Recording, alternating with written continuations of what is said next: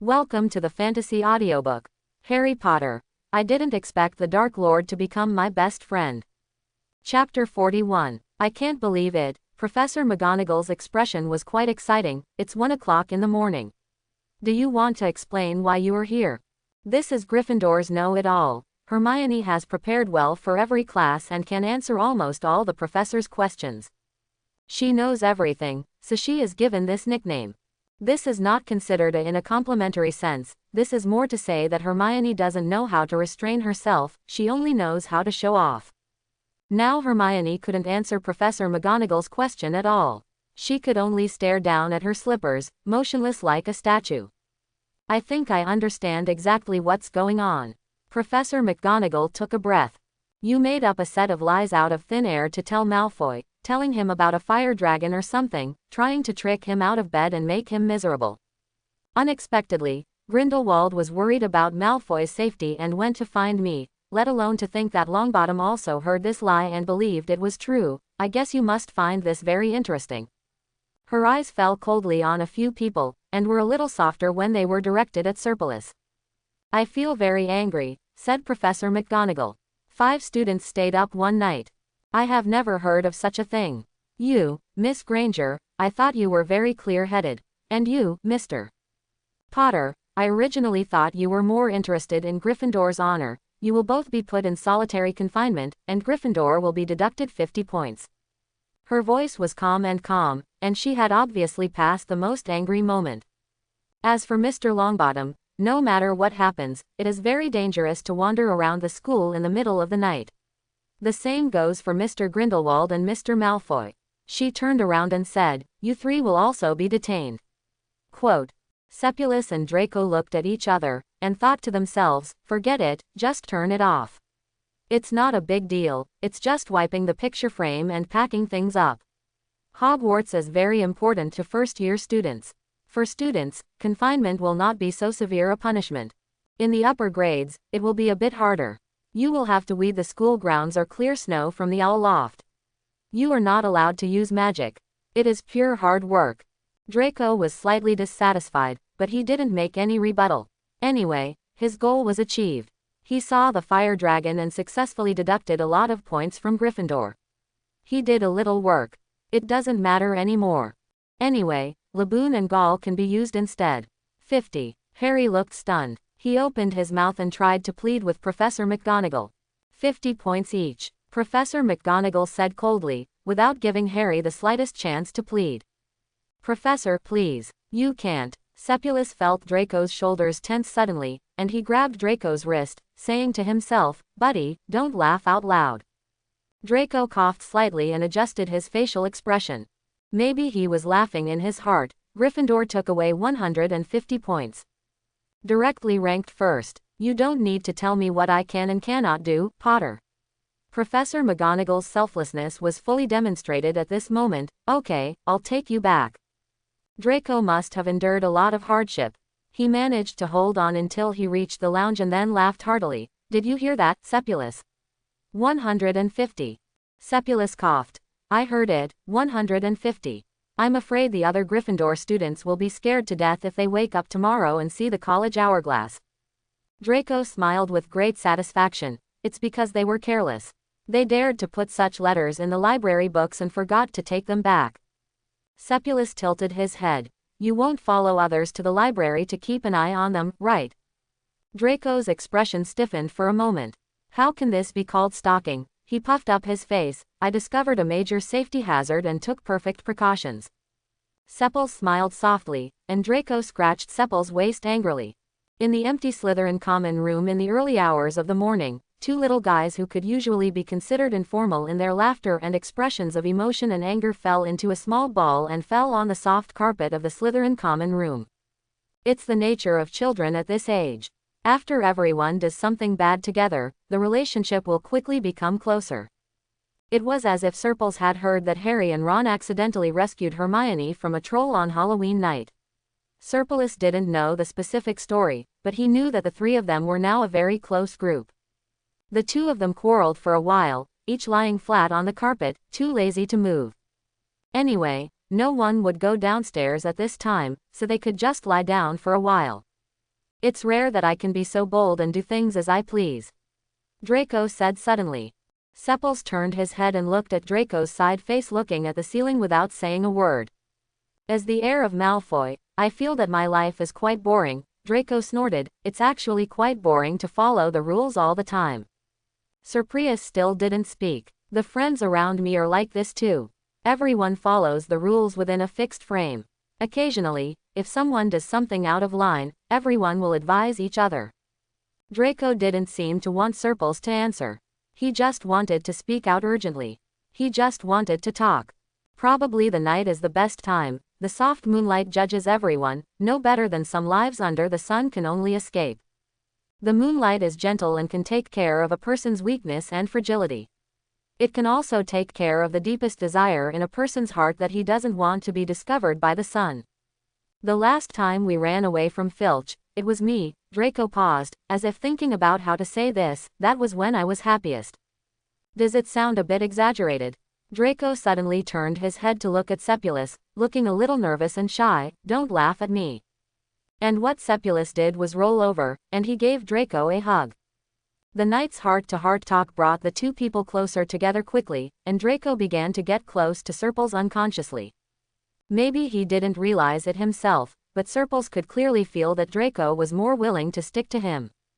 And every time the Malfoy family sent a package, the first one began to be delivered to Surpris's hands. Did you two go behind our backs? Blaise was at the dining table, watching Draco finish the meal but not leaving. Instead, he was cutting fruit for Seppulus, and he finally couldn't help but ask. Huh, Seppulus raised his head blankly, then glanced at Draco. What did we do? We went to slay the dragon. Draco calmly replied to Blaise, then pushed the orange he cut in front of Seppulus. Eat it. Sepples said. Oh, dragged the plate in front of him and continued to eat. Blaise's brows were raised high. Draco's name comes from the Latin for Draco. Slay the dragon. Who to kill? Draco could tell with just one glance what his friend who had grown up with him was thinking, and he rolled his eyes implicitly. Close your imagination.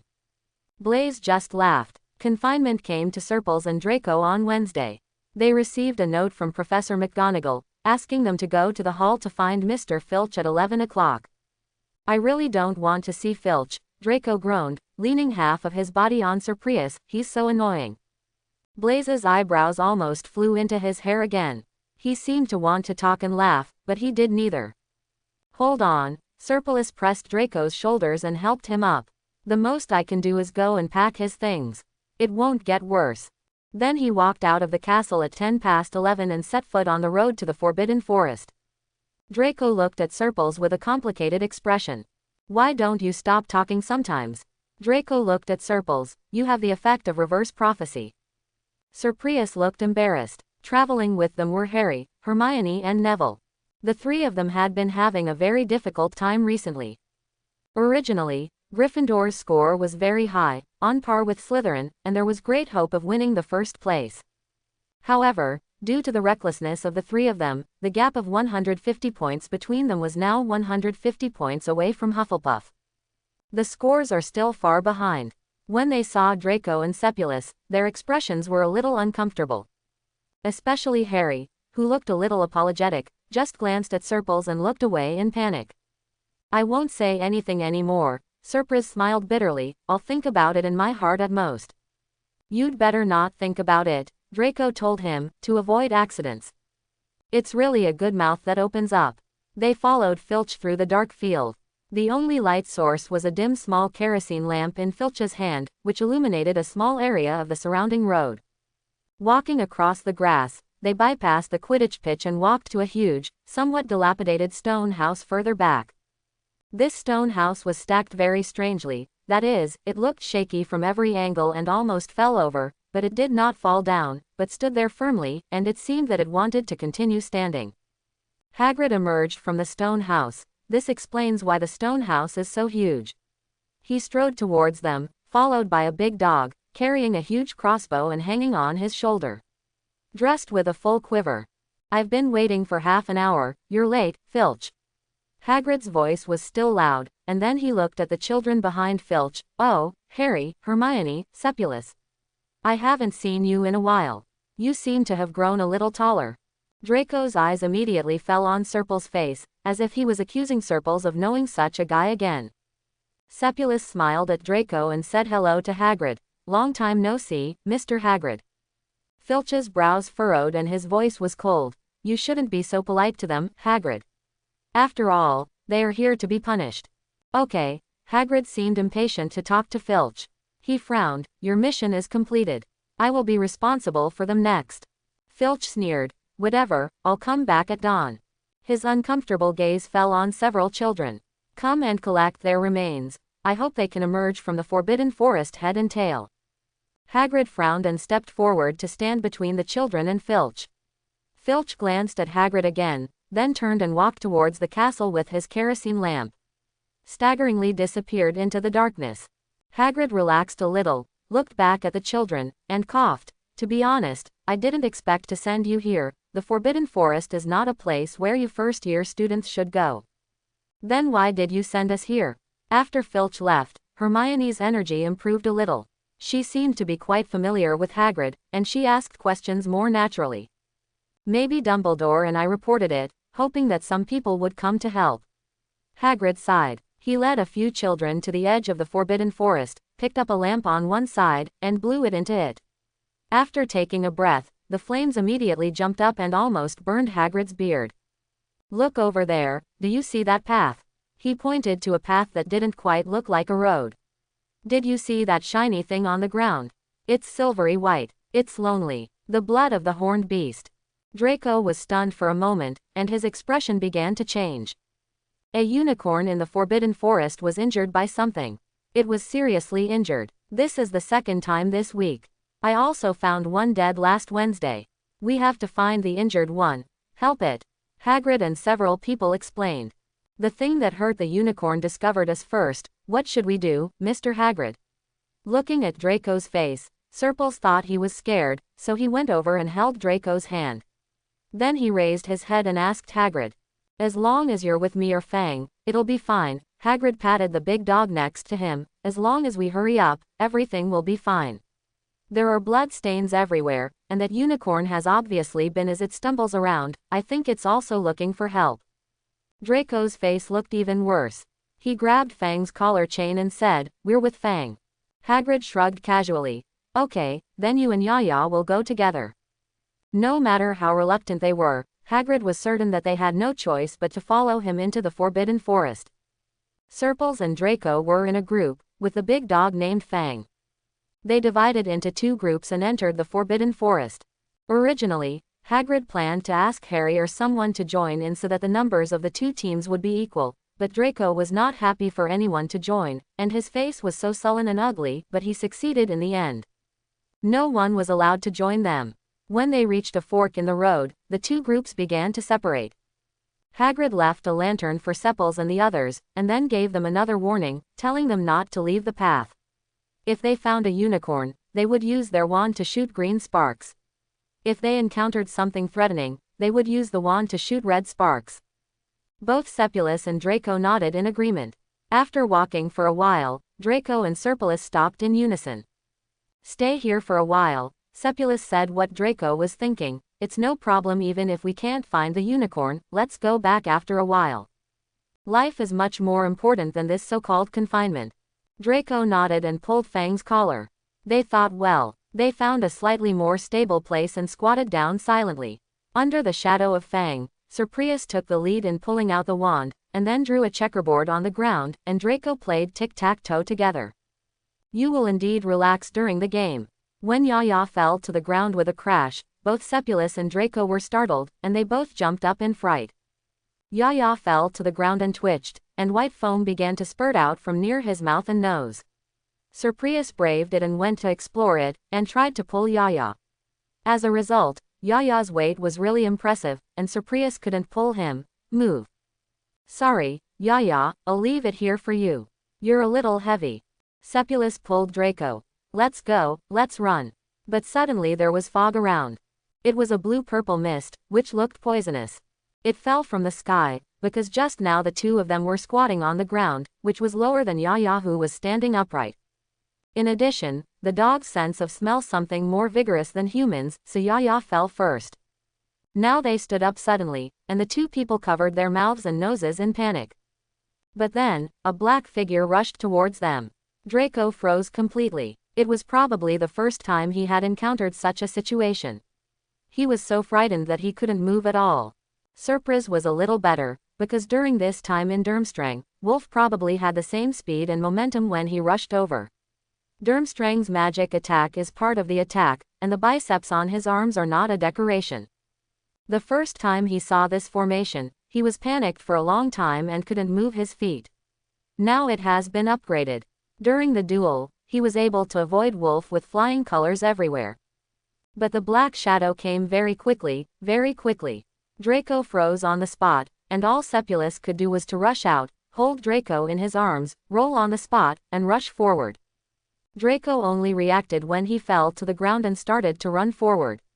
While running, he didn't forget to use his wand to start shooting red sparks into the sky. It can be seen that his IQ is very online, but he was just disturbed by the sudden movement. Terrified.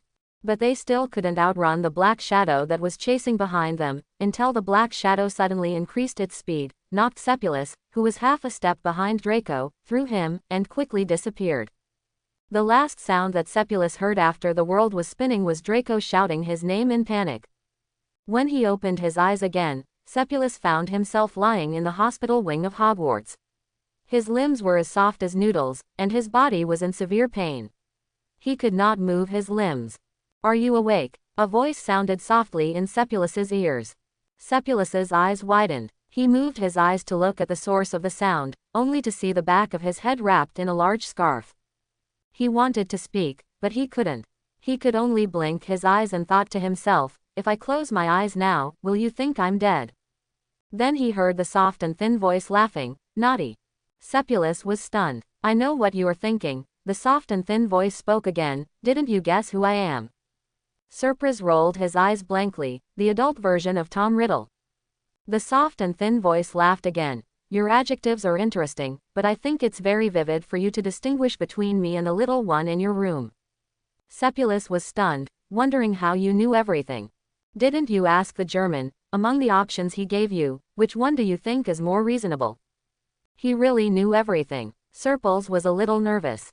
This feeling of being invisible in front of a person was really terrifying. He hesitated for a while and guessed that they were connected by blood. "Yes, that's right. There's only one difference. Our blood is connected and our souls are shared." The soft and thin voice was still laughing, "You or me." Sepulus was stunned, and for a while he couldn't think of anything else. After he calmed down, he said, "I'm not you." Suddenly, my throat hurt so much when I spoke, my voice was not loud, and I was hoarse. I don't know how long I had been lying there and how long I hadn't taken a sip of water before I could do this. "Why are you not me?" The soft and thin voice sounded again, "If it weren't for me to cut out the flesh and bones, you would not exist at all. How do you think the little one in your house came out? Your blood fell on the diary, you woke him up." Sepulus had a stiff face, his heart was in a mess, and he was too confused to speak. "You or me," the soft and thin voice said, "I know you can't hear this. I have always paid attention to you. When you didn't know it, I was there every day when you were in the orphanage. Follow you. I watched you calm down little by little, I watched you learn all kinds of things, I watched you make various efforts to find a good way out, I watched you grow up, and I watched you come to me step by step. You were really outstanding. I made a total of 7 babies back then. You were the most well-behaved and sensible one. You didn't cry or make trouble. That's why I sent you to the orphanage where I stayed to let you live. Live the life I lived back then. Do you know what happened to the other babies? 3 died, 1 was adopted by a family, and the other 2 are still suffering in the orphanage." Seppel's lips trembled. "You just watch. Useless people shouldn't be seen." Tom Riddle's soft voice sounded, but it sent chills all over Surpris's body. "You all have the same starting point, I won't lie to you. They are useless and have no ability to come to me." Quote. Seppel's lips trembled and he could not make a sound. "Are you afraid?" Tom Riddle suddenly asked. "Why am I not afraid?" Surpilus asked back, "I am only an 11-year-old child. Even if I grew up in an orphanage, I would at least be a slightly smart child.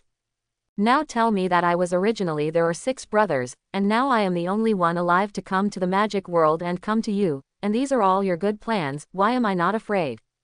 He spoke a little more hastily and choked slightly, so the body sitting next to his bed moved, took a water glass from the bedside table, inserted a straw and handed it to Seppel's lips, calling Seppels took 2 sips. Seppulus looked at that figure, and it turned out to be Quirrell. He was so stiff that he looked even more frightened than Seppels, who was lying on the bed and couldn't move very much. You don't have to worry about him. Tom noticed Seppulus's mood and comforted him. He is a young man I met in Albania, but he is just a usable person. He suddenly smiled, and his voice sounded pleasant, but the words he said would only make Seppels purse his lips and say nothing. As long as greed still exists, there will be many people available. I have a question. Surprise was silent for a while, then spoke again. Who am I to you?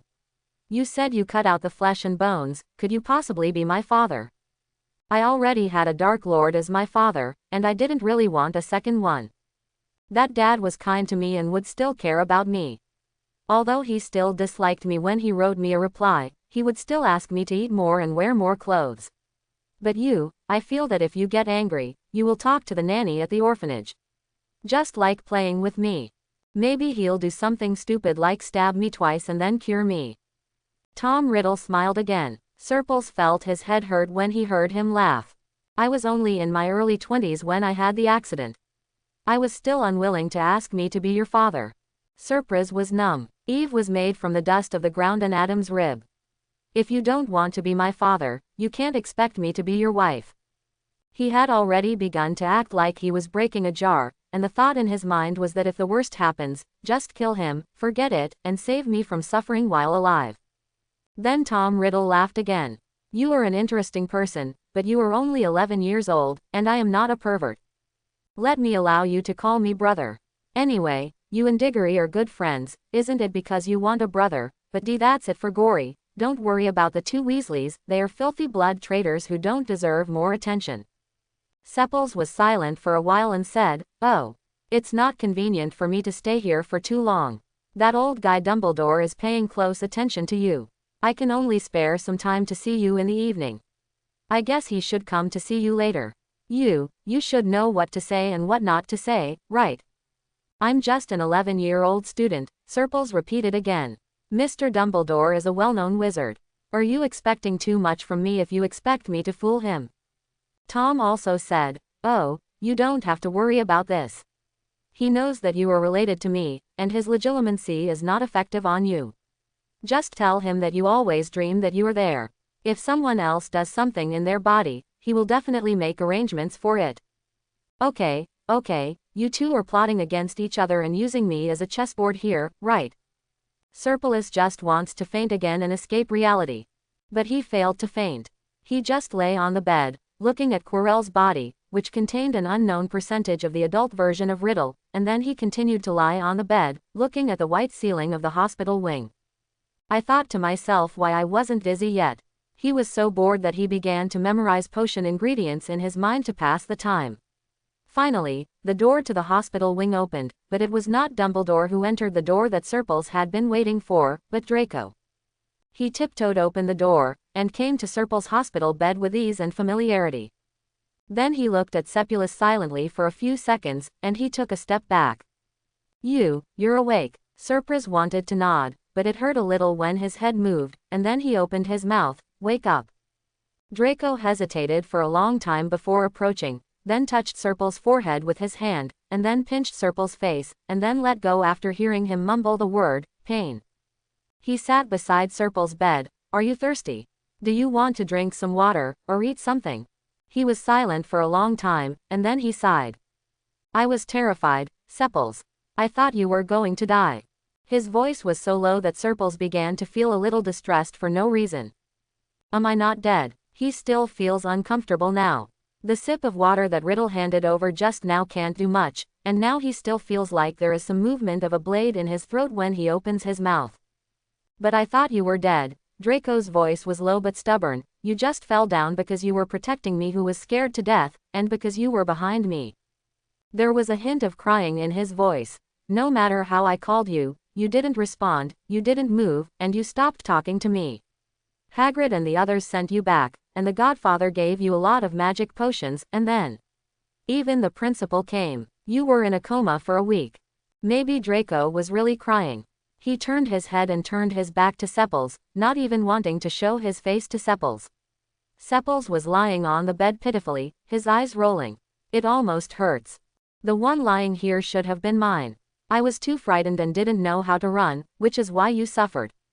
Seppulus was stunned. What Draco said was not wrong. Sepples indeed missed the best time to escape because he called Draco. But this shouldn't be entirely Draco's fault. He, Sepples, is not a completely heartless person. Even if he spared his life, under the circumstances, he couldn't just watch his friend die directly. God. If you feel really guilty, Surprise said hoarsely, can you get me some hot water to drink? My throat hurts a little. Draco was startled, and quickly took the water glass from the bedside to get water for Surples. The straw when Riddle handed the water just now was still in it, and Surples took a few sips of water through the straw. Then his neck softened and he fell back on the bed. Looking at it this way, Riddle might still be able to take care of people. Surples thought blankly for a moment. Riddle knew how to hold his neck when feeding him water. But after a pause, he was astonished as to why he had such an idea. Now that I'm awake, should I call a professor or a doctor? Surpulus regained his strength and asked Draco, I fainted for a week, what happened in the meantime? Draco paused. I can't call anyone over for the time being. I sneaked out at night. If I go find someone, I may not be able to avoid being scolded. Ever since you had an accident in the Forbidden Forest, Dumbledore was impeached by the school board and the Ministry of Magic, and was also scolded by his father and asked not to run around casually. Quote. Ah, this is understandable.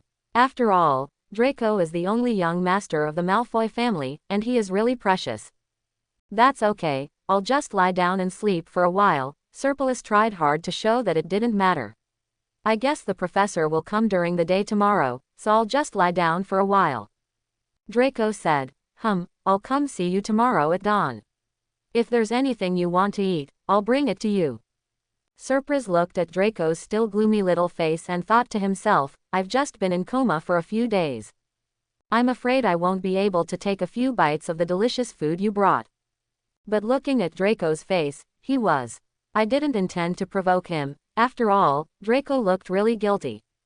Then, Surprise thought hard for a while, let's have apple cheese. I thought it was quite delicious last time I ate it. That shop in Diagon Alley. Draco's eyes indeed brightened a little more because of Surprise's words. Yes, that's it. Their pear cake is also quite delicious. Surprise moved his chin and took it as a nod. Draco nodded, then got down from Surple's bed and walked to the door. Then he turned back and shook Surple's hand. I will come to see you at dawn tomorrow, and then at noon I'll bring you something to eat after class, and I'll come over in the evening to tell you about what happened recently, just wait for me. Surprise responded. Go back quickly, be careful on the road, don't let Filch catch you. Draco then turned around and left. Sepple spread out on the bed again and looked up at the ceiling. What day is this? He has been lying here for a week, and Natasha and Tom in the room are still anxious to death. When can he be discharged from the hospital and return to his dormitory? And that Riddle, I don't want to recognize you. I admit that I was too hasty to regard you as my idol before. You are so nervous. I always feel that there is something wrong with you. I feel that I am not like you. It's easy to die if we stay together. He was filled with sorrow, and just as he was thinking about why he was so troubled and unlucky, the door of the medical wing opened again. But this time it was Dumbledore and Professor Snape who came in. Professor Snape came over and saw Surples with his eyes open. He was stunned for a moment. Then he turned around and took out a jar from Surples' bedside table. He took out something from it and lifted it up. Surplus's chin was stuffed into Surplus's mouth. Seppulus blinked in confusion. Slices of the root of the dragon's tongue to relieve pain. Professor Snape said coldly. Surprise blinked again, this time to express his gratitude. Although my mouth was very bitter, my body did feel better.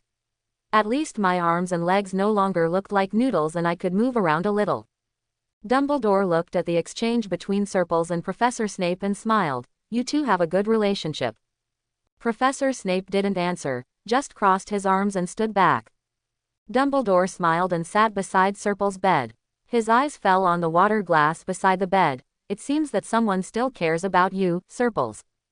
Sir Prius blinked again, this time pretending to be stupid. But pretending to be stupid, the two people in front of him are not stupid, so Sepulus looked innocent. Can I not pursue it, sir? He still had the tail of the dragon's tongue in his mouth, and his voice was more or less vague. He is also worried about me. Dumbledore had no intention of pursuing the matter. He simply asked Sepulus a few questions, asking him if he remembered what he saw in the Forbidden Forest, how he was attacked, and how he felt after the attack. Sir Prius gave a general idea based on his memory. He knew that Dumbledore must have asked Draco before. After such a big thing happened, they would not just wait for him to wake up before asking for news. As expected, Dumbledore asked no more questions after asking once. He just paused, and when he spoke again, he repeated a question he had asked before in his office. Is there anything else you want to tell me? When he asked this question at the beginning, Sepulus didn't understand what he meant. Now after these twists and turns, he finally got a taste of it. Dumbledore must have known for a long time that he had an inextricable relationship between Serples and Riddle. The question he asked himself was to test whether Riddle had come to him. What was more likely was that he was testing Serples. Isn't Price loyal? It can be said that what Dumbledore wanted was to know whether the child he brought back had lied to him. Sepulus didn't know how much Dumbledore knew about Riddle. He was the unlucky one, entangled between two smart people, confused and pushed to the front. He was silent for a while and then spoke according to Riddle's wishes. I always dream about doing something in other people's bodies, he said slowly, remembering the time after Halloween, and roughly described it to Dumbledore based on his feelings, maybe nightmare, but very real. He spoke slowly, without even looking at Dumbledore's expression, but just talking to himself. Natasha sometimes slaps me with her tail when she sees that I am not sleeping peacefully, and I can't wake up. Dumbledore was indeed not surprised by this description of Serples.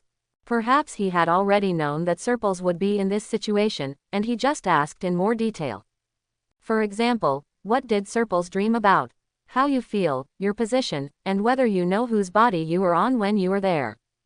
Sir Prius answered the questions he knew, and those who couldn't answer or didn't dare to answer said he didn't know and couldn't remember. Dumbledore didn't make things difficult for him.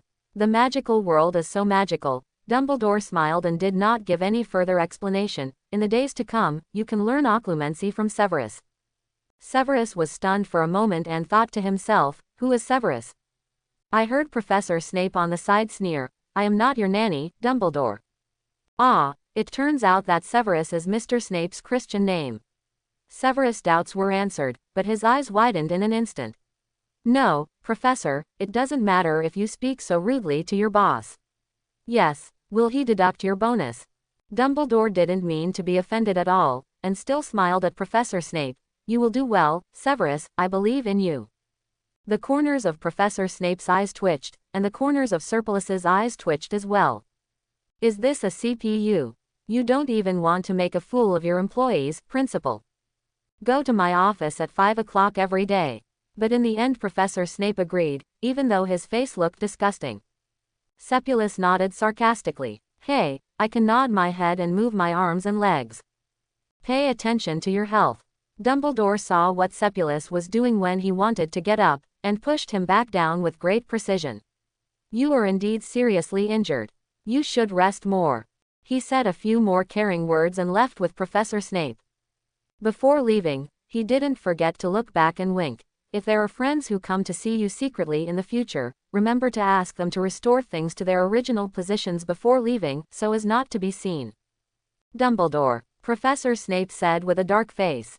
Sepulus glanced at the ceiling guiltily. Then they walked away. After they left, the ward fell into complete silence again. He was the only one lying here, and he was really lifeless. He closed his eyes and tried to sleep for a while, but he probably slept for too long recently. He lay down and closed his eyes for a long time without feeling sleepy. Finally, he opened his eyes angrily, struggled hard for a long time, and sat up. It was difficult to fall asleep after sitting up now. He propped himself up and held the wall to get out of bed and walked around the room in the hospital wing. although his body still hurt badly, and when he first got out of bed, he had been lying on his legs for a week. I was not very energetic and even fell down, but after walking for a while holding on to the wall, I felt okay. Thanks to Wolf, who is far away in Germany. If he hadn't been urging him to exercise again and again, he might have been injured more seriously in the Forbidden Forest, and he would have to lie down for a longer time now. I've been in a coma for a week, and I probably didn't go to Wolf's place to sign in this week. Serples leaned on the balcony and looked at the dark sky outside, still sighing in his heart. He is really just an 11-year-old child. Really, he can't stand so much training. He is very pitiful. There was no one in the room, not even a book.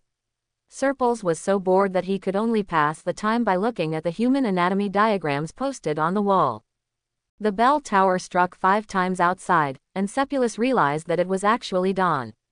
He estimated that someone would come to the hospital wing soon, so he moved back to the bed and lay down again. In the end, he didn't lie down for much. Minutes later, the door rang. Serples thought it was the teacher from the hospital wing who had arrived, so he stood up and was about to call someone obediently, when he saw Wolf wearing a Durmstrang school uniform coming. Serpres was a little dumbfounded, and raised his hand to wipe his face. After taking another look, he realized that he had seen it right, it was really Wolf. Sepulus watched Wolf walk from the door to him. He took off his cloak and folded it and put it on the bedside. He didn't even organize his words, "Why are you here?" In the end, he could only ask this question dryly. "In fact, I probably have a lot of questions I want to ask. For example, do you have no classes today? Are you going to come to Durmstrang and let Hogwarts go again? And why didn't you tell me in advance that you were coming? I finally came to my school while I was still in bed. I even boasted to you before about how beautiful my school is. I will definitely take you around when you come." But Wolf just lowered his gaze and circled around Sepulus. Sepulus started to get hairy when he looked at him. When he was thinking about saying something to lighten the atmosphere, Wolf the husband suddenly raised his hand and touched Serpria's cheek. Lost weight. Serpris was stunned at the moment, blinking for a long time before he said in a panic, I heard that I have been unconscious for a week and haven't eaten anything for a week. Isn't it necessary to lose weight? Ha ha ha ha ha ha. Quote. Wolf just looked at him solemnly, took back his hand after a while, and said, but there was nothing more to say. Sitting on the bed, Sepulus was sitting on pins and needles. He opened his mouth and held it in for a while before he said, "You won't have class today." "I've asked for leave." Wolf's expression was still calm, but he actually took out an apple from nowhere, and then started peeling it with the dagger he carried on his waist under Serpulus' increasingly horrified gaze. "I come to see you every morning during morning classes." Serpulus really wanted to jump out of bed now. What virtue could he have? The heir of the Wolf family skipped early classes just to watch him. He trembled, "You come here every day?" Been here for a week." Serpulus' eyes darkened. "I can't be killed by that father of yours, right? Because I caused his son to skip school. That father of yours doesn't have a good reputation." Perhaps it was because Serpulus' expression was so wonderful that Wolf comforted him when he put the apple on the tip of the knife and handed it to Serpulus' mouth. "It's okay." "Are you okay? Are you really okay?" Serpris opened his mouth and took a bite of the apple. He really wanted to cry. Fortunately, Wolf didn't make any more frightening remarks in the following time. He really came to take a look. When Serpulus woke up, he peeled an apple and fed it to him. After feeding, he glanced at the watch on his wrist, left a message, "Come back tomorrow," washed his hands, put on his cloak and left. Sepulus, my dear brother, you are quite scary, do you know that? Serpris didn't recover after watching Wolf leave. He was still in a daze when he took a tissue from the table and wiped his hands. He was confused when Draco came in again, holding something in his hand. "Draco." Serpulus looked up blankly. "Why are you here at this time?" Draco has never been one to get up early. Usually it was Serpulus who woke him up, but why did he get up so early today? "I came to see you." Draco lowered his eyes and handed the thing in his hand to Sepulus. The toy looked very familiar. It was the egg custard that Sepulus usually used for breakfast before going to class. "I asked Pansy, and she said she was just too sick to eat, so I brought custard over." Perhaps he was afraid that Serpils would be worried, so he continued to add, Pansy has many younger brothers and sisters at home, so she is very good at taking care of others. Draco came over with this egg custard. Serpils guessed Draco's route of action when he got up today. Either Draco went to the auditorium and brought back this custard, or Draco went to the kitchen. Then I brought custard over. No matter which one it was, Draco must have gotten up very early today. You don't have to get up so early. Serpils felt a little distressed. Wow, didn't he ask Draco to get up every day just to make Draco stay in bed? Now Draco gets up early for him. Doesn't this mean that all his previous hard work has been in vain? He felt sorry for his efforts. Draco didn't think there was any problem. When Sepulus asked him, he just said he was used to it. After a long pause, he finally spoke, Do you have a good relationship with that wolf family? Sepulus was stunned for a moment, and after thinking that it was indeed the time when Wolf left and Draco came over, the two of them might have met each other, he nodded. He looked after me very well when I was in Durmstrang. Draco paused after hearing this, seeming a little wilted. Sepils was a little confused, not knowing what he said that offended Master Malfoy's fragile heart. He could only reach out and tug at Draco's sleeve. What's the matter?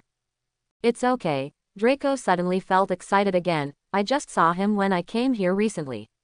You have breakfast first, and I'll come see you after class at noon. He handed the egg custard to Serpils, then gave Serpils a hug, turned around and ran away. Serpris was holding the egg custard, feeling a little confused. I was just slightly injured and I lay down for a while. Why do I feel like the world has changed? Draco came at noon and brought a bunch of things similar to supplements to Sepulus. The basic situation became, This is delicious, Sepils, you eat it, that one is delicious, Sepils. Les, you drink it, that's good for your health, take a look.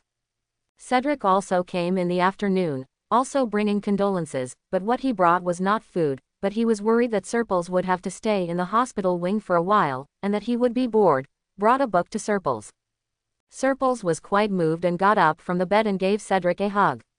Then Cedric pulled him off his body and carefully stuffed him into the quilt. Cedric's books were truly life-saving. Although Cedric might have coaxed him like a child and brought him fairy tales from the wizarding world, they also made Surprius read them with gusto and turned them over and over again. Draco came over again in the evening, and this time he brought more food to Serpils, filling up all of Serpils' small bedside table, and the pile of fruits. Serpils have never seen Pulus on weekdays, and he obviously spent a lot of gold galleons. A little later, Theodore came again. What he brought to Serpils were the course notes of the last week. Serpils looked at the course notes and said to himself that Theodore should have been assigned at first. Ravenclaw is right. I feel like my place has become some kind of tourist attraction. Sepulus bit into the fruit that Draco brought, holding the notes that Theodore just brought in his hand. The book that Cedric brought is now in the Theodore was looking at it in his hands. Does everyone want to come here to check in or what? This shows that you are a nice person and everyone is worried about you. Theodore calmly turned the page. As far as I know, Potter and Granger also planned to come see you, but they never found the opportunity. Quote. Sepils blinked and fell into confusion again. Why didn't they find the opportunity? Is the ward a place that is inaccessible? After what happened to you in the Forbidden Forest, Draco put all the fire on Potter. He thought that if Potter and the others hadn't been bold enough to bring out a fire dragon, then these things wouldn't have happened. Theodore said. Serpils explained, Potter has been having a hard time recently. On the one hand, he has deducted a lot of points from Gryffindor, and this house already dislikes him. On the other hand, he has completely offended Draco. Draco always gave him trouble. Sepulus smiled. You should have a good rest recently. The first-year classes are not difficult. You can definitely keep up by reading your notes. Theodore shrugged. Is there anything you want in your dormitory? I can bring it to you. Come over. So considerate. Surprius covered his heart and made a touching gesture, thinking that Theodore was still reliable. You don't need to bring the things out. Surprius hesitated, thinking that it would be better not to bring out the diary where Tom lives, so as not to cause more trouble, and Natasha is sleepy in the winter and has to hibernate, so as not to cause trouble. Please you go to my house and tell Natasha through the cage that everything is fine. I'm just injured and I need to rest outside for a while, just speak louder. Your snake. Theodore was a little hesitant and confused, do you understand? In fact, it's not meant for Natasha. If you speak louder, Tom will hear it. If Tom hears it, Tom will explain it to Natasha, but Sepals can't tell Theodore frankly that Tom existence. I can only insist that Natasha is very smart and understands human speech. Theodore was confused, but Theodore did as he was told. Sepals stayed in the hospital wing for another week, receiving visits from all kinds of people. In the morning, Wolf would come and sometimes meet Draco. This time was the most difficult, because Sir Prius always felt that the atmosphere between the two of them was very strange. If I had to say it, it might be a competition for favor, feeling. Ah, what a sin it is to describe them both that way. But with the weird atmosphere of the two of them, it was not difficult for Professor Snape to teach occlumency at night. Draco usually comes at noon, and sometimes Draco will bring several Slytherin friends with him. Cedric usually comes in the afternoon and evening. Thanks to Cedric, Sepals hasn't even read a few Muggle fairy tales, but now he has read almost all fairy tales from the wizarding world. Later, Theodore usually comes, and after Theodore leaves, Professor Snape usually comes. One day when I was unlucky, I could be woken up by Riddle in the middle of the night and chat with him. Although it was basically Riddle who was talking, Sepals was listening numbly while holding his legs on the bed. However, Riddle was not completely useless. He actually taught Sepals how to better master occlumency, making Professor Snape's teaching even more effective. I hope you learn well. Riddle seemed a little helpless. If you learn well, I won't hear what you are thinking all the time. You look calm, but the witty words in your mind are not I'm young, but I'm also very courageous, and I can arrange all kinds of things for me. Sepals' face trembled, pretending to be dead and pretending he didn't know. After a week of such troubles, Sepulus finally got Mr. Snape's evaluation, saying that he was almost doing well, and he was discharged from the hospital. The first thing Surprise did when he left the door of the hospital wing was to run down the stairs out of the castle and ran to the grass until he couldn't run anymore and lay down on the grass. He was really going crazy. After he got up from the ground and got up, he turned around and went back to the dormitory. He didn't go back for half a month. I wonder if Tom in the room was anxious. He ran back to the dormitory, and as soon as he locked the door, Tom was already beside him. Tom looked up and down, left and right, looking at Sir Prius, folding his arms and floating behind him. Do you know you're back? Sepulus paused, and instantly he felt guilty. Ha ha ha ha, isn't this an accident? I asked Theodore to pass the message. It's okay not to mention this. When it came to mentioning this, Tom rolled his eyes at Sepulus regardless of his image. When your friend came over, I thought it was you and almost showed up to him. Tom snorted, but he was serious and said it to Natasha in a straight tone. He said it several times, and Natasha came out of the nest with a confused look on her face before he left. Quote. Sepulus even smiled and glanced wildly. Fortunately, Tom was not an unreasonable person. Seeing the sincerity of Sepals' apology, he snorted again and asked him if there was nothing wrong with his body now. No problem, no problem. Surprise nodded and began to tell Tom how this happened, and also told the adult version of Tom. Tom's brows gradually furrowed as he listened. Am I going to become such a lunatic in the future? See, it wasn't that Sepulus felt something was wrong, it was that Riddle himself was a little bit crazy. Perhaps something happened to you while you were studying at Hogwarts, Sepals said to comfort Tom. He is crazy and you are not. Tom glanced at Sepals with a complicated mood and said thank you, but he was not comforted. The timing of Sepals being discharged from the hospital was not very clever. The Quidditch game that was worth watching was over. Christmas was coming in a few days. Draco sincerely invited Sepals to stay at Malfoy Manor, but Theodore obviously also has this idea. In order not to treat others favorably and to show his filial piety, Sepulus decided to return to Nurmengard to be with his cheap father Grindelwald. There's nothing wrong with this. Draco and Theodore have no reason to fight even if they want to. But before Sepals could board the Hogwarts Express, Harry, Hermione, and Ron approached him. Sepulus, Hermione appeared first, and then blocked Sepals between two rows of bookshelves in the library. We have something to talk to you about. Sepals was stunned for a moment, holding the book in his hand in confusion. Huh. He was truly at a loss. Seeing the three Gryffindors squeezed into the bookshelf, Sir Prius looked at him confused. What's wrong? Serpulus asked after wondering for a while. We have something to tell you. Harry squeezed in front of Hermione. Well, first of all, I want to say sorry to you, Sepals. A huge question mark rose above Serpul's head. What? Harry was extremely sincere. He grabbed Sepulus's hand and apologized sincerely, which even frightened Sepals. After asking a few more questions, he found out that it was also because of Serpul's injury. Harry felt that the reason why Serpals was injured was because of him.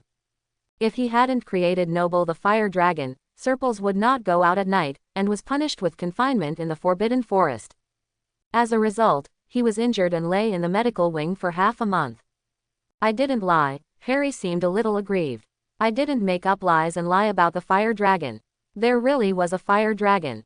It was just that the fire dragon had already been sent away when Malfoy went there. He even raised his hand and pointed at Ron. His brother Charlie came to pick it up. The letter was Charlie's reply. Ron accidentally left it in the library. It probably wasn't Sepulus's illusion. Sepals rolled his eyes when he saw Ron. Ron, you are noble, and you trick people into making me a clown. Serpals really didn't blame Harry for his injury. He felt a little embarrassed when he heard Harry apologize so sincerely, and immediately said that it was nothing. I forgive you, I forgive you. Seeing Harry's eyes light up, Sepulus was sure that Ron really rolled his eyes this time. Hermione might be too, but the next moment, Hermione squeezed to the front. Her expression was much more serious. She told Serpals that they had discovered something big. What's the big deal? Sepulus was still confused. Let's talk about Halloween first, Hermione said clearly. On Halloween we met Professor Snape. He broke into the forbidden area on the 4th floor and was even bitten by Fluffy. He must have some evil plans for the Sorcerer's Stone. Quote. Sepulus was even more confused. What is this? What is Lu Wei and what is the Magic Stone? Can you say something that I can understand? Maybe it was because the blank look in his eyes was too obvious. Hermione coughed awkwardly, and then asked Surprise if there was something she didn't understand. Surprise was full of depression. I didn't understand a word he said. What follows is a lengthy explanation. The theft of Gringotts that Serpals saw in the newspaper a long time ago was mentioned again. Harry told Serpals that the two of them went to Diagon Alley together. At that time, Serpals had made arrangements in advance, waiting for him at Ollivander's wand shop, so Serpals left first. As for Harry and Hagrid, their first stop was Gringotts. They went to Harry's parents' vault. At the same time, Hagrid helped Principal Dumbledore do something there and took something from one of the vaults. It's Vault 713, Harry said seriously. I remember it very clearly because we were riding its rail car in Gringotts and I almost threw up. He said it seriously, with a sad look on his face. Apparently he suffered a serious crime while at Gringotts. Then why is it said to be the Philosopher's Stone? Sepulus raised an eyebrow and asked, I don't think the package will clearly say what's inside. The three Gryffindors looked at each other, and then Harry scratched his hair a little embarrassed. Actually, it was Hagrid who let it slip, including the matter about Lu Wei. He let it slip. Serpulus didn't ask this time, he just raised an eyebrow and waited for them to explain to him who Lu Wei was. We made an appointment in the prize showroom, but Filch came to find him, and we ran away. Hermione took over. We later ran to the restricted area on the 4th floor, and we saw a 3-headed bird inside. Dog, that 3-headed dog is Lu Wei. Sepulus's heart skipped a beat, and his brows raised even higher. Wow, you guys haven't been idle either. You've done a lot of things during this period. We saw a trapdoor under Lu Wei, and we thought the Philosopher's Stone must be hidden under that trapdoor. Harry said. And Snape was going to steal it, Ron added. Sepal's eyebrows that had just been lowered were raised again. It's true, Ron may have seen the playful disbelief on Sepulus's expression. During Halloween, we saw it in the corridor. Snape let the troll into the school, and then he went alone. He stole something and was bitten by Lu Wei. All three of us saw it. As he spoke, he turned to look at Harry and Hermione nodded, confirming Ron's words. Surprise blinked and remembered when it was. That night he trapped himself in bed, and then dreamed that he was on Quirrell's body, and Quirrell hurriedly rushed to the 4 sides. The restricted area of the building. Then, what's the use of the Philosopher's Stone? Professor Snape wants to steal it. Serpils paused and asked. The Philosopher's Stone can resurrect people, Ron said without thinking. It's very useful. Who wouldn't want it? Sepils said. Wow, look what you said. Since everyone wants it, why does it have to be Professor Snape? Maybe someone wants to steal the Sorcerer's Stone, and then be killed by Snape. Maybe the professor stopped me. He knew that what he said should be the true situation that day. After all, he now knew that Riddle was in Quirrell, and if the Sorcerer's Stone really had the effect of resurrecting people, then Riddle must be the one he wanted most. No one. Surprise didn't know what form Riddle was on Quirrell's body now, but he knew it shouldn't be a good appearance, otherwise Riddle wouldn't have seen him several times at night but never showed his true appearance. Instead, only the voice was talking to him. Ron was choked by Sepulus' words. He pointed at Sepils for a long time but didn't say anything. I know that Professor Snape is your dean, and you don't want to speak ill of him. Hermione, a relatively calm little witch, pushed her hair back, but I have another thing to do. It proves that Professor Snape is not a good person. After Hermione said this, Ron immediately became energetic. It was obvious that he also knew what Hermione wanted to say, and felt that what Hermione said would definitely stop Sir Prius' mouth. Sir Prius said, although he still didn't take it seriously, but he also motioned to Hermione to talk about it. You were in the hospital wing a few days ago, so you may not know that Harry had some accidents during the Quidditch match and almost fell off his broomstick at high altitude. Serpils was a little confused again. Harry is participating in the Quidditch game. I remember you can only apply to join the Quidditch team in your second year. He raised his eyes to look at Harry in confusion, and Harry pursed his lips and smiled, scratching his hair a little embarrassed. Thank you to Malfoy. Ron's voice sounded again. It seemed that Harry was happier to be in the team than he was to be in the team. If Malfoy hadn't thrown Neville's memory ball around, Harry would not ride a broomstick to pick up balls, nor would he be favored by Professor McGonagall and join the Gryffindor Quidditch team within 1 year. Harry smiled shyly. The corner of Sepulus's mouth twitched slightly. You'd better not say this in front of Draco. If he goes crazy because of this, I can't stop him. Ron smiled even more proudly. So Harry showed up during the Quidditch match. No, there was an almost accident, but what does this have to do with Professor Snape? Serpils tapped the table with his finger and asked. Since Ron had already solved the previous problem, Hermione continued with his explanation, because Professor Snape is hexing Harry. Sir Prius's eyebrows flew up again. Why? Because Snape hates Harry, Ron said again anxiously. He targets Harry everywhere, don't you see? Sepulus was stunned for a moment, thinking that he could see it, but it shouldn't be enough to cast a curse on Harry, right? I know you may not believe it. Hermione took out a piece of cloth from her bag and handed it to Surprise as his expression gradually became weird. This is Professor Snape's piece that I burned at that time. At the hem of his robe, I saw Professor Snape casting a curse on Harry. You know the conditions that must be met to cast a curse, right? Ah, do you have to watch the person being cursed? Serpils paused. Hermione nodded. Yes, so when I found Professor Snape staring at Harry and chanting curses constantly, I walked along the lower wooden steps of the Quidditch viewing platform to the Slytherin viewing platform. Below the stage, Professor Snape's robes were burned. After he stopped looking at Harry because of this, Harry's broom returned to normal. She spoke seriously and conclusively, and she even gave Professor Snape's robe Kakuzu to Sepils, which made Sepils a little confused. Although he was sure that Professor Snape on Halloween was not thinking about the Philosopher's Stone, was it possible that Professor Snape really had any deep grudge against Harry? Serpils looked Harry up and down and felt that it shouldn't be the case. Harry was only an 11-year-old child, and he hadn't even lived in the wizarding world for the past 11 years. Even if he had any grudges, he should be with Harry. It's only right to have a grudge against your parents. Who is Harry's father? I'll check the alumni list another day. Serpils' thoughts wandered away again. So why did you come to me? After hearing the story, Serpilus was still confused. What do you want me to do? The Gryffindor trio began to look at each other again. This time after looking at each other for a while, Harry spoke. We may need your help to expose Snape's conspiracy. Sepulus, what you are saying is all human language, but why can't I understand it? Reveal the conspiracy. Sepulus repeated in a murmur. Snape will steal the Sorcerer's Stone sooner or later, Hermione said. We need you, Sepils. You are the most powerful among the first years. We need your help. Although I was praised, I was not very happy. Cepulus pressed his forehead. Let's look at it again. He gave a very vague answer. If I happened to be at school at that time, I would provide you with a little help, but you also know that I usually go to Durmstrang on weekends. Maybe you won't find me at all then, right?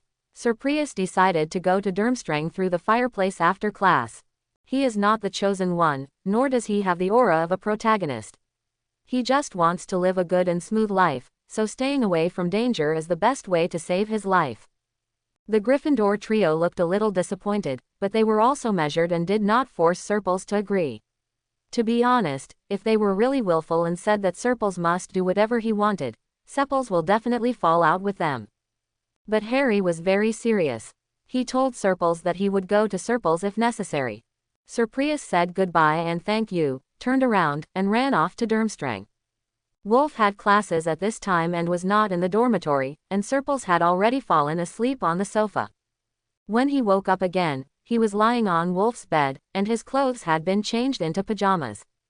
How could I sleep so well? Serpils sat up and calmed down for a while, then lifted the quilt and jumped to the ground. Put on socks. Wolf sat in front of the desk without looking back. Surprise lowered his head to look at his toes that were stuck in the carpet, and pursed his lips. Is it okay? It's not cold. After all, the carpet was so thick and the fireplace in the room was so warm that it didn't matter whether I wore socks or not. He ran over to Wolf's desk with bare feet, and first covered his face. Is it reading? Isn't it some letter from home? Do you want me to avoid it? Even if it's a letter from home, you don't need to avoid it. Wolf turned his face to see whether Serpils had come over without socks. He sighed, stood up, and passed through Serpils with both hands. Under the armpit, he directly lifted the person up, held him in his arms after shaking it, and threw the person back on the bed. Cepulus blinked innocently. Wolf handed the wool socks placed at the end of the bed to Serpils. Do you want me to wear these for you too? Cepulus pursed his lips again. I'll just wear it. I just thought that the carpet on the floor is so thick that it doesn't matter if I don't wear it. Under Wolf's gaze, Sepals put on his socks obediently, and then raised his legs to show Wolf that he had put on his socks obediently. Why are you here at this time? Wolf asked Serpils when he saw that Serpils was wearing socks honestly. Surprise always comes to his place on weekends. Today, Wednesday, when he came back from class and saw Surprise sleeping in a small ball like a cat on his sofa, he was startled, thinking that something had happened. Woolen cloth. When I looked over, I found that the person was simply sleeping peacefully, so I put him on the bed, changed into pajamas, and let him sleep. I just missed you and came to see you. Cepulus rolled his eyes with eyes dripping and a cute smile on his face. Hogwarts is not stable recently, so I came to your place to hide. Quote. Wolf didn't care why Serpils came, he just came and stayed. There were very few students in Durmstrang, and his student dormitory was also very big. His bed was the only one. There is enough room to sleep 3 adults, and it is definitely enough for Serpils to live here. When I went to Hogwarts, Mr. Dumbledore told me that Hogwarts was the safest place. I really didn't think Hogwarts was that safe, Sepler said. Seaside, there's been a lot of commotion lately.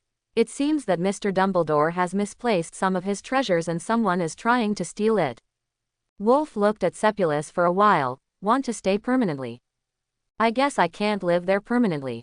Sepals sighed aggrievedly. If I'm not at school all the time, it's hard to take classes there.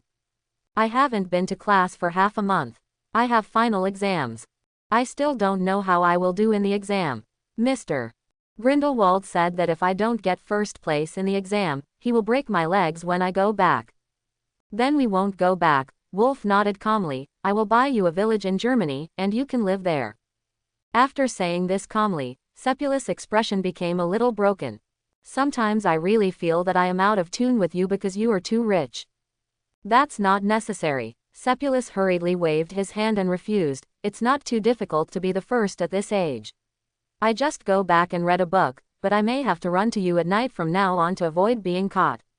Caught to join in the fun? That's a little bit dangerous. Wolf said. Cepulus felt relieved after getting the promise. He felt that Wolf was very indulgent towards him. Although he didn't know the reason for this indulgence, it did not prevent him from carefully testing the bottom line, then going along with it, and even gradually began to be arrogant. But Wolf was indeed a man of few words and a very informal person. He was worried that he would offend Wolf by rashly saying that he wanted to stay longer. So as soon as get out of class was over, dinner was over, he said goodbye to Draco Theodore and the others, and then said goodbye to Tom. After returning to the dormitory, he went to Wolf's dormitory. As long as I run away, danger and trouble cannot catch up with me. He hid very effectively. Later one morning when he went back to get his books to go to class, Tom told him that Harry Potter came to see him in the evening. He hurriedly didn't know how he got in, but he couldn't find him. He left in a hurry again. Surprise was very pleased with this. Satisfied could not be more satisfied. Surprise was so satisfied that Harry and his Gryffindor trio didn't go to class one day. Do you know where they have gone? Surprise bumped Draco's elbow. I really haven't paid attention to the news within the school recently. Draco glanced at Sepulus. Not only do you not care about the news, you simply ran away without knowing where you were, and you were hiding from people as if you were running for your life. This can't be said to be wrong. Surprise touched his nose a little guilty. Wasn't he just hiding from others, hiding from the Gryffindor trio and avoiding Riddle? Kill him. Professor McGonagall left in a hurry, apparently to find these missing students, so there was no one to control discipline in the classroom, and everyone gathered together and started chatting.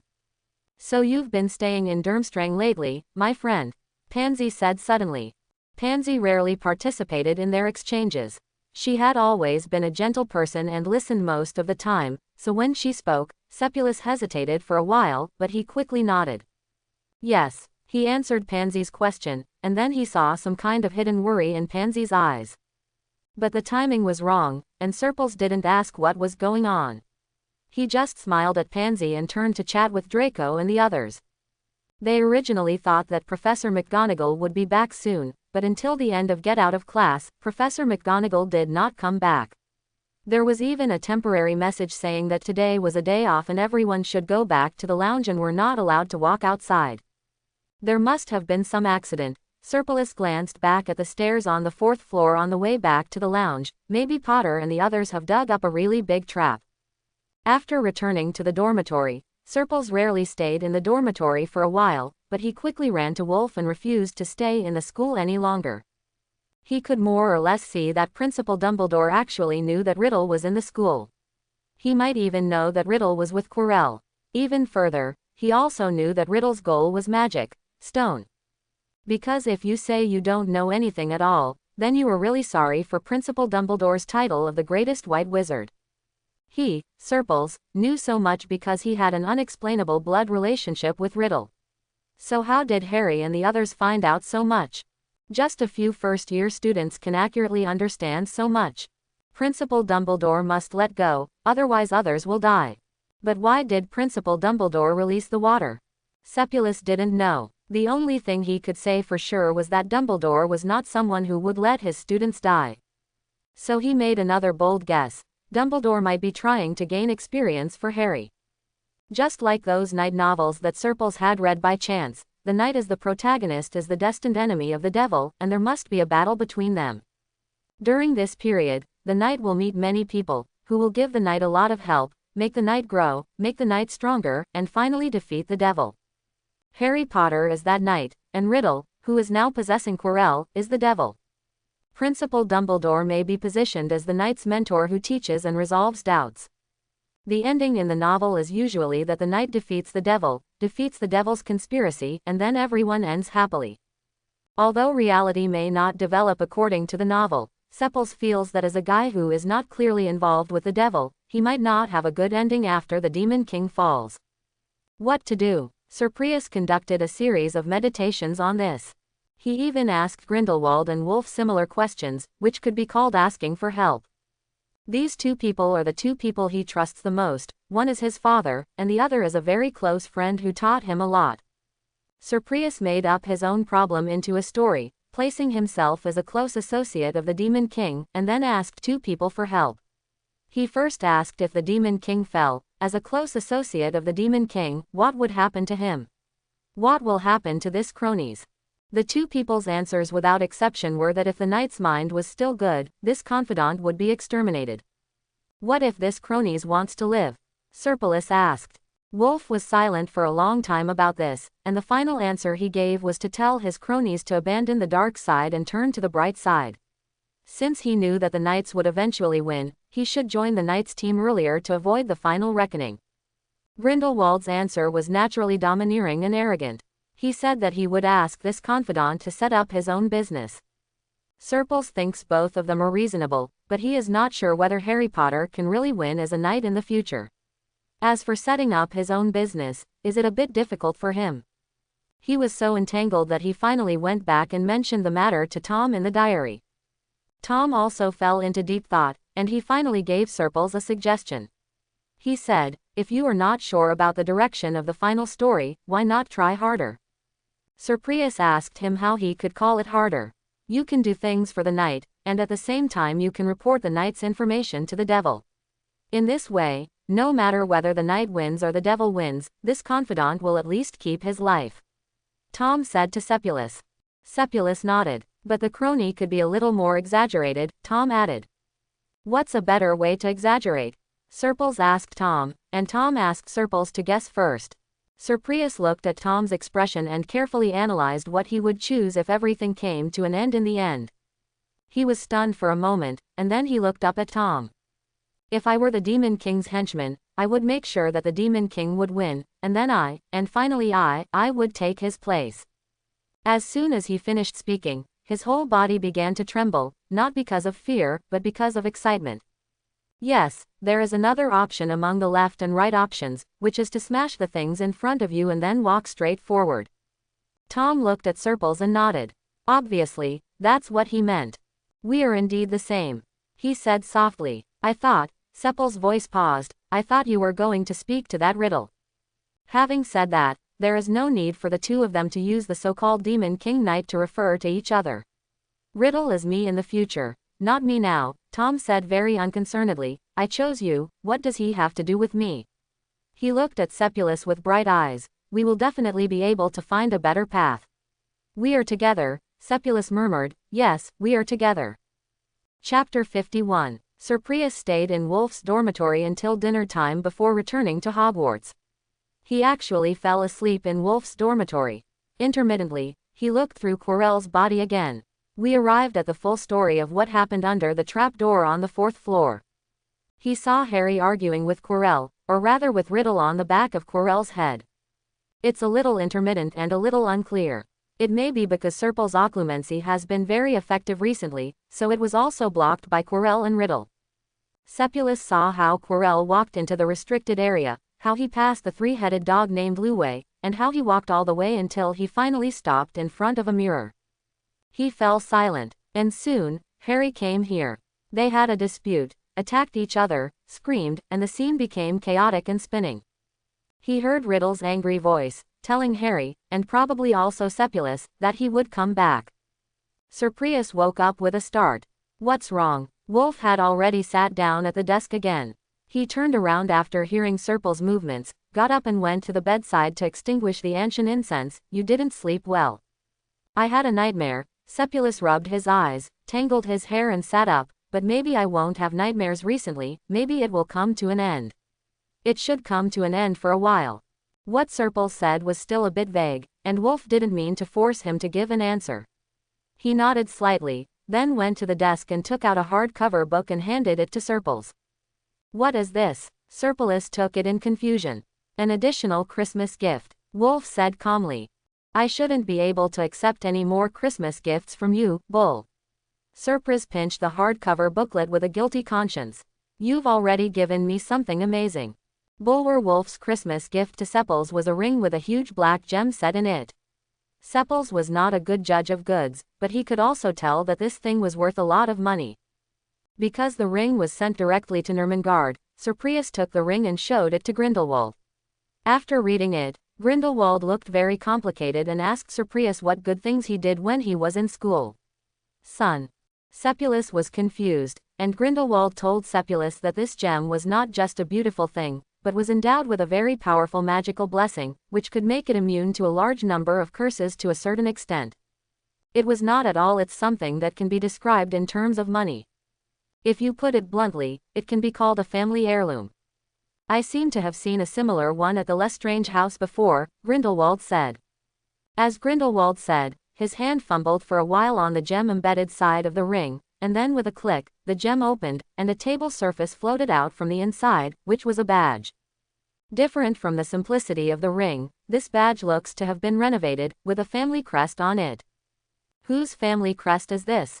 Grindelwald frowned. Is it some upstart family? It's the wolf family, it should be. Serpels leaned over to look at the family emblem and saw the wolf-shaped totem on it. I heard that his family is a newly rich family.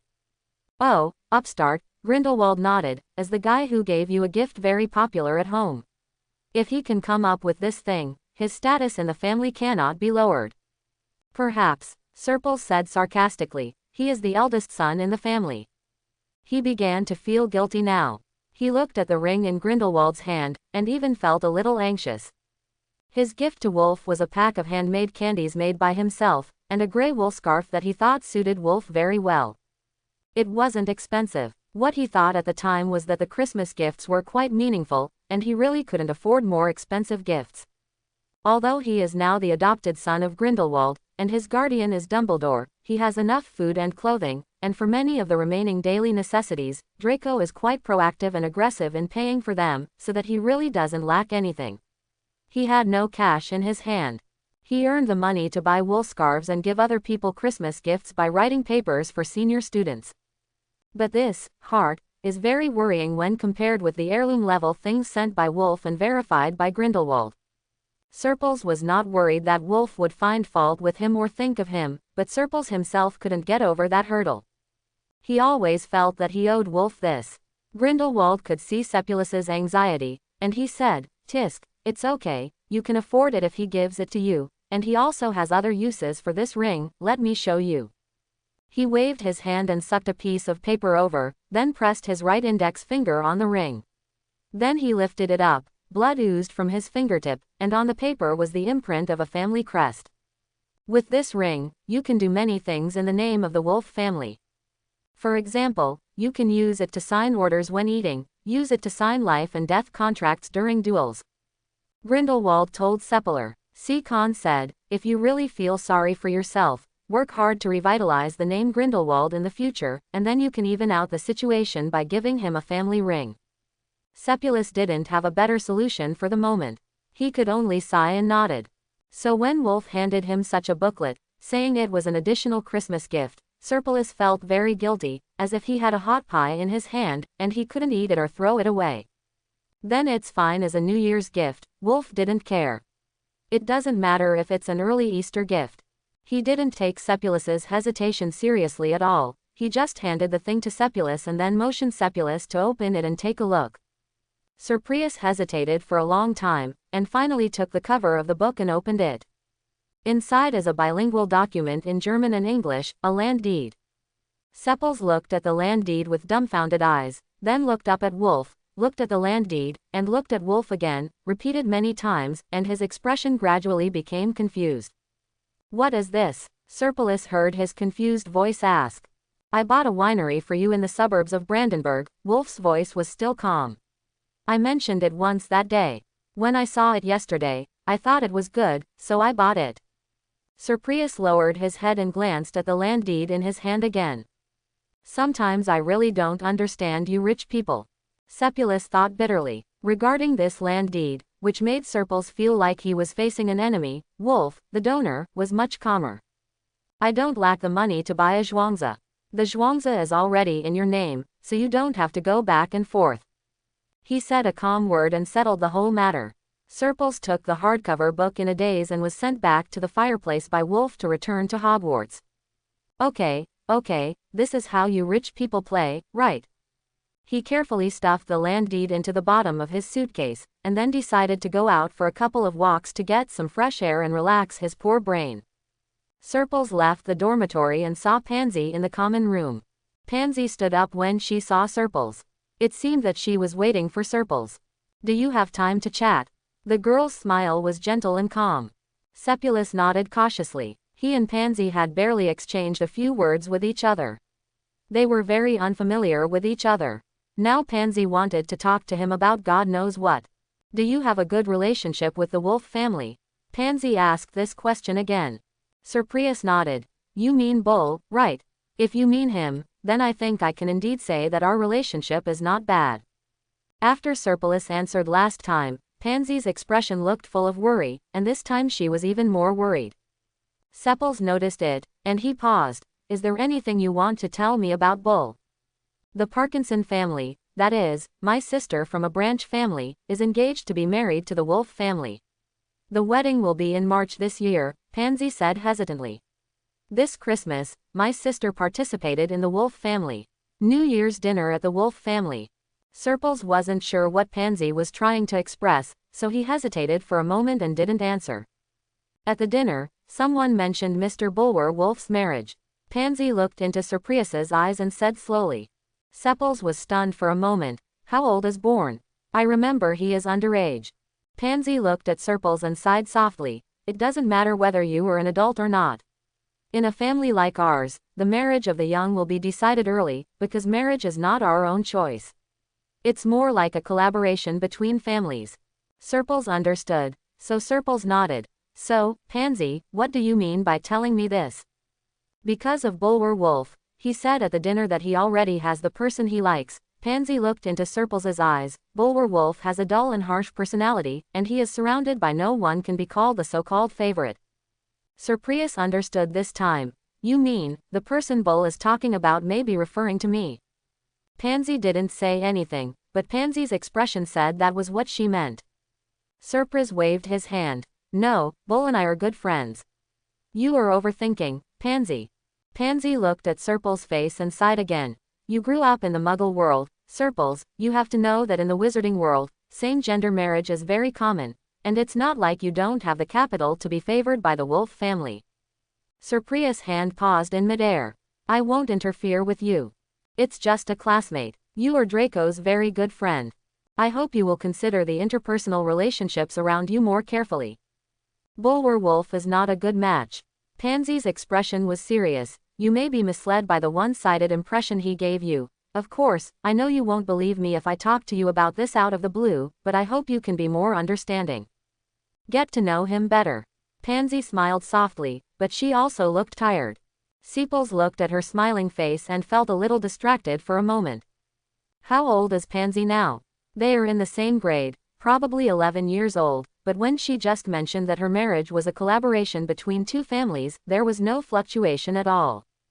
A bit pitiful, Sepulus thought. He twitched his lips and thanked Pansy. Pansy probably had good intentions. After all, she did look worried. And it's not like Serpulus hasn't been worried about what Pansy said. Whose best friend gave you an heirloom ring for Christmas? There was also the title deed of the Brandenburg winery stuffed under his suitcase. Even if you were rich, you shouldn't give it this way. Draco got a high-end amethyst chain gold potion set for Christmas, and Theodore got a potion from a very long place. The quill pen with a long place name is said to be a limited edition and also ridiculously expensive. But it's not as outrageous as Wolf. Sepulus pressed his temples and said to himself, I'd better go back to the dormitory and sleep for a while. When I fall asleep, I will forget everything and won't worry about this bunch of junk things. Who wouldn't be good at pretending to be stupid, right? He just pretended to be stupid and dumbfounded until Harry Potter was discharged from the hospital. Although this incident is considered big news in Hogwarts, for Serpulus, the impact of this incident is not that big. After all, it has been broadcast live in his mind. Harry Potter foiled the mysterious man's big conspiracy, and although he was injured, he achieved great success. Almost everyone in Hogwarts is saying this recently. Harry had been lying there for almost half a month. When he came out, it was already the end of the semester. He had not taken any exams, so naturally he was not worried about this time of results. And the final exam also gave Sepals a good excuse to pretend to be stupid and not go to Wolf every day after spending a long time in the Hogwarts library. When the results finally came out, Sepals pressed his chest and thanked the teachers in each subject for their love. He kept his first place in the class. This way, I don't have to worry about my father Grindelwald having my legs broken, and I have an explanation with Wolf. I didn't mean not to find you. I'm really studying hard. Look, I passed the exam. First. With this as the basis, even in the end, Principal Dumbledore gave Gryffindor extra points like a mad dog, and he, Serpulus, didn't think there was any problem. Who is a good person who suddenly added 170 points? Do you think this makes sense? Serpulus chewed a hazelnut chocolate ball on the long table, becoming even more convinced of the theory of knights and devils. He analyzed. The first year is over like this. When everyone went back to pack their luggage, Draco looked a little unacceptable. It's too hasty, Dumbledore is crazy. He may not be normal all the time. Seprus shrugged and bumped Draco's shoulder. It's a long vacation. Remember to write to me, Draco. The first grade may really have passed like this. As for Riddle, who doesn't know where he is going, and whether he has a completely clear emotional line, or even a plan for the future, who knows? They have just finished first grade, and they still have a lot of time in the future. Holiday life in Serples is quite comfortable. He spent most of his time in Nurmengard, but he did find time to visit the winery Wolf gave him. The winery obviously didn't care much about the change of owner. They just gave some explanations and introductions when Serples went to the winery, and a butler who looked very awesome. The property owner only needs to take the money and continue to take the money. The housekeeper will be responsible for the stable operation of the winery and generate good economic benefits, while the subordinate workers will also work hard voluntarily so that their wages can still be considerable. Seppulus is a mascot. No wonder it is said that rich people make money by themselves. This is indeed money making money on its own, without the slightest effort from Serpulus. The butler also asked Serples for his opinion, saying whether he should change the emblem of the winery or something. After all, the winery had changed hands. Serples waved his hand in panic and said no, and let the Wolf family let's hang the family crest properly first. From the very beginning, Serples' holiday life was indeed very comfortable. He achieved very good results in the final exam, which resulted in Grindelwald's more careful teachings. What's more, Seppulus could really afford to be gifted, which really gave Grindelwald a talent-loving child heart. And this talent still bears his surname in Dumbledore's name. It's hard not to like. As a result, Dumbledore suddenly wrote a letter, saying that he had arranged a new task for Serples. He hoped that Serples would help his classmate Harry Potter to remove Serples from Nurmengard. Transfer away. Who is Harry Potter? Grindelwald glared at the letter. Is he Dumbledore's favorite student? It was possible, but Seppulus didn't dare to say this to Grindelwald. He was not stupid, so why didn't he understand the strange atmosphere between his father and his guardian in advance? The encounter between gods and imps, Seppulus, he thought that he didn't really want to get involved in their twists and turns. He, Sepples, was timid and cherished his life. Then let me go there. Seppulus carefully considered and spoke next to Grindelwald. It shouldn't take too long. Then he, Serples, was lying in the guest room of the Weasley family, and was laughed at by Tom, who was lying next to him. You really have the gift of a prophet, did you know that? Seppulus grabbed a pillow and covered his face. Maybe I don't really want to know. How did things become like this? Serples couldn't figure it out himself. At first, he was sent to the Weasley house by the Thestral sent by Dumbledore. The Weasleys' house is a very unique place. The house is very similar to Hagrid's house that looks collapsible but is unexpectedly strong. It is also a rickety house made of stones, which is several stories high. There are many chimneys that appear out of nowhere and what their purpose is, and there are windows that cannot be identified as belonging to which room. If you look at the architectural beauty alone, this house is a bit interesting, but if you insist that it is not good looking, in fact, this house is still a bit interesting. It even had a name, a sign stuck crookedly on the door that read, The Burrow. Mrs. Weasley welcomed Sepples warmly, arranged a room for him, introduced him to her family, asked him what he liked to eat, and asked him to add more food to every meal. She was really a fiery and passionate mother. Mr. Weasley is much more stable. He works in the department of preventing the misuse of Muggle items in the Ministry of Magic. He looks quite serious, but he is also a very nice person and is very curious about everything about Muggles. I heard that Thorpe, after Russ grew up in the Muggle world, he repeatedly asked Serples many strange questions. The Weasley twins are also very interesting. Because of Cedric, the Weasley twins had a good impression of Serples. They became even happier after discovering that Serpils was not actually a well-behaved baby. Because Sepulus potion results were quite good, Sepulus became a so-called senior technical talent, and they studied some fever candy together. Percy Weasley doesn't feel very much like a Weasley. He's a little too sensible and normal, so he always feels a little out of place. But he's also a good person, and Sepils doesn't. I met him a few times. He spent most of his time in his room and only appeared on the table when eating. Ginny Weasley, the youngest child of the Weasley family, is a red-haired girl. She was a little shy at first, but after eating a few meals together, she became less afraid of strangers and would even take the initiative to shout "Go to Serpils" and go to the yard to get rid of the goblins.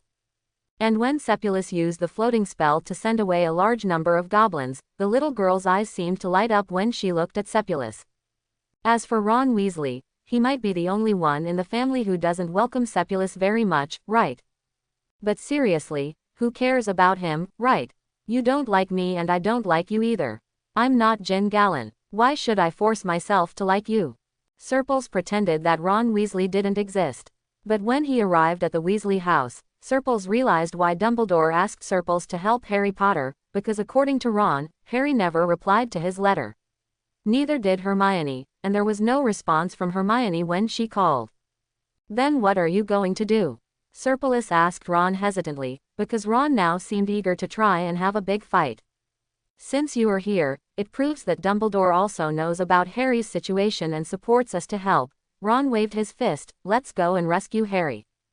How to save him? Sepulus shrank back and leaned on the back of his chair, as if facing a formidable enemy.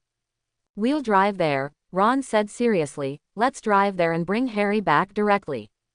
He said it seriously, and even put aside his previous suspicions and showed the car he was talking about. It should be Mr. Weasley's handiwork. It is a magically modified Muggle car that can fly and become invisible. Isn't this illegal? Surprise pointed at the classic car in the carport with a stiff look on his face. Who says it isn't? George Weasley put his arm on Surprius' left shoulder. If the Ministry of Magic wants to investigate, Dad will have to arrest himself first. Fred Weasley put his arm on Surprius' right shoulder. Surprise looked at the car with a slightly complicated expression. You just watch your biological brother act like this. Surprise continued to look at Ron with a complicated expression as he got into the car and fiddled with something unknown. He is a biological brother after all. George shrugged. Let's make trouble. Fred nodded slightly. Finally at night, after Mr. and Mrs. Weasley fell asleep, under the cover of darkness, the four of them got into the processed car and looked for Harry according to a map that really didn't look very reliable. Home. Why am I here? Sepils and Ron were sitting in the back seat of the car together, with unkind expressions. Wouldn't it be great if the three of you go? He can't drive, and he doesn't know the road, so staying here won't do much good, so why do you have to pull him out of the bed to get involved in these things? I'd better take you with me. After all, Dumbledore sent you here specially. George was driving in front. Hearing Serpils' words, he turned around and looked at Serpils. Okay, Sepulus sighed, you can bring Harry back today, then I will go back to Nurmengard tomorrow. My father must be bored in Nurmengard alone. Fred turned around and said, is Mr. Grindelwald really as grumpy as the rumors say and has two heads? Sepulus. The night was dark, the moon was bright and the stars were sparse, and the weather was good. Sitting in the back seat with the window open felt so relaxing and comfortable that Surprise fell asleep in the back seat. When he opened his eyes, the car had stopped. And he landed, still covered with two coats. Serpilus raised his hand in confusion, pulled off the two clothes on his body, then opened the back seat door, got out of the car and saw where everyone had gone. George and Fred were squatting on the stone steps by the roadside, holding weeds from the roadside in their mouths. They were carefree but extremely handsome. When the two guys saw Serpils getting out of the car, they waved to Serpils. It's a bit weird, it looks like he was going to steal something and is stepping on something now. Why are you here? Sepulus also waved and sat down on the stone steps next to the twins. Where's Ron? Ron, be smaller. You can get through the railing in their yard. So let's let him in and step on it for a while. Sepulus said, oh, but I remember, aren't you too good at picking locks? Surprius looked at the Weasley twins, and you used Ron to drill through the railings. Because he is a biological brother. So just make a fuss. The Weasley twins looked at each other and laughed. Soon, Ron ran back and brought back some information. Harry is locked up on the second floor. I looked and there was a window, but there was an iron grill outside the window. Sepulus looked at Ron. So awesome. Ron puffed up his chest and said, aha. What about the iron fence? He didn't feel proud for a long time, and soon began to worry. We can't use magic outside. The Ministry of Magic has very strict restrictions on the use of magic by minors. As the oldest of the Weasley twins, they are not yet adults, so they cannot use magic. It is said that every little wizard who has a name in the wizarding world has something like a thread on his body. This thread can help the wizarding world ensure that the little wizard will not expose his magic to muggles too recklessly. Anyway, the twists and turns involved actually involve a lot of things, but for ordinary children, these things are too far away from them and are not very important. Isn't there a screwdriver or something like that? Serpils raised his head and looked outside across the garden at the window that Ron pointed out. If there is a screwdriver or something, I might try to remove it. Try it. After all, he, Serpils, was still a muggle who grew up in the muggle world. For this kind of muggle product, he was still a little better than the three magical brothers of the Weasley family. What is a screwdriver? The Weasley twins turned to look at Serpils curiously. It's just tools. What do you use to tighten the screws? Sir Prius looked at the Weasley twins in confusion and gestured with his hands. Use magic to make the screw turn by itself, George said innocently. Sepulus silently held his forehead. Okay, if we don't have a screwdriver, let's think of another way. Serpilus pressed his head. Do you think if we just use a car to pull it, can it be pulled down by the iron fence? Try. It's no problem even if it doesn't work out. The Weasley twins looked at each other. If you really can't pull it off, go back and write to Dad, and then ask Dad to come over in person. Then why don't you call Mr. Weasley over? Why don't we go back first? Sir Prius took a step back slightly. He cherishes his life. He had met Harry's aunt and uncle. It was not a similar character, and he, Serpilus, was afraid. What are you afraid of? Just get on. Fred put his arms around Sir Prez's shoulders, and then half-hugged and half-dragged Sepils into the car again. There is no reason to get off the pirate ship. Woolen cloth. Sepulus still wanted to struggle. What? I describe myself as a pirate ship, this is not good. Then George helped close the car doors. Give up. Ron patted Sir Prez on the shoulder. There's nothing George and Fred want to do that they can't accomplish yet. Sir Prez's head was full of black threads, and he resigned himself to pulling out the rope from the trunk and preparing to tie it to the iron fence later. On a dark and windy night, when they were killing people and setting fires, they took off in their car and stopped steadily in front of Harry's window. Through the window, they could see Harry's owl, Hedwig's, placed by the window cage. Harry is on the bed, sleeping soundly now. Fred opened the passenger window and started tapping on the glass. Harry's sleep quality is good. After knocking for a while, they didn't wake Harry up, and they didn't dare to make too much noise for fear of waking up Harry's aunt and uncle. Fred turned to complain to Ron. Maybe he brought earplugs. Ron was a little embarrassed for a moment. Seamus in our dormitory snores, and everyone wears earplugs when sleeping. How many people are in your Gryffindor dormitory? Serpils joined in the conversation. It's not as rich as Slytherin. George's voice sounded from the driver's seat. Gryffindor is famous for its large number of people. We all live in the same dormitory. Fred and I. My dormitory is a 4-person dormitory, and baby Ron's is a 5-person dormitory. Sepils couldn't help but think of his huge dormitory, and he sighed in his heart. It seemed that Slytherin was really rich. But in the end, despite their persistent knocking on the glass, Harry didn't wake up. Hedwig woke up. She flapped her wings and hit the cage, which actually woke Harry up. When he got up, he was startled when he saw a black shadow outside the window. When he opened the window, his expression still looked like he thought he was dreaming. Why are you here? We're here to pick you up, Serpils said, showing his face from the back row. Are all your things in the house? We'll take you away in a moment. Harry was obviously still in a bit of a state of shock, but he quickly came to his senses under the blowing night wind. My luggage is all in the stair storage room on the first floor. It's easy, I'll go. Fred simply gestured to George. We will open this fence later, and then I will help you get your things. Sir Prez pressed Fred's hand. then turned to look at Harry. Harry, do you have the key to your aunt's house? Harry was stunned for a moment, then jumped suddenly. Yes. I have it in my bag. I'll get it. You go in through the front entrance. The main door on the first floor was quietly opened. Fred and Ron ran to help Harry get his things. George and Serpils were guarding the car. After about 10 minutes, the 5 people crowded the car and swayed. He flew into the sky and rushed towards the burrow. So it's better to have someone with some brains at home. Fred whistled in the passenger seat. If we were the only ones here, we would have to demolish it violently. George also smiled, turned around and rubbed Sepulus' head, making Sepils quite embarrassed. They returned to the Weasley house under the cover of night, because there was no interruption and it was still dark. The twins parked the car quietly, and they sneaked upstairs and returned to their rooms. What should Harry do? Who will he stay with tonight? Ron suddenly asked. With Sepulus. George thought for a moment.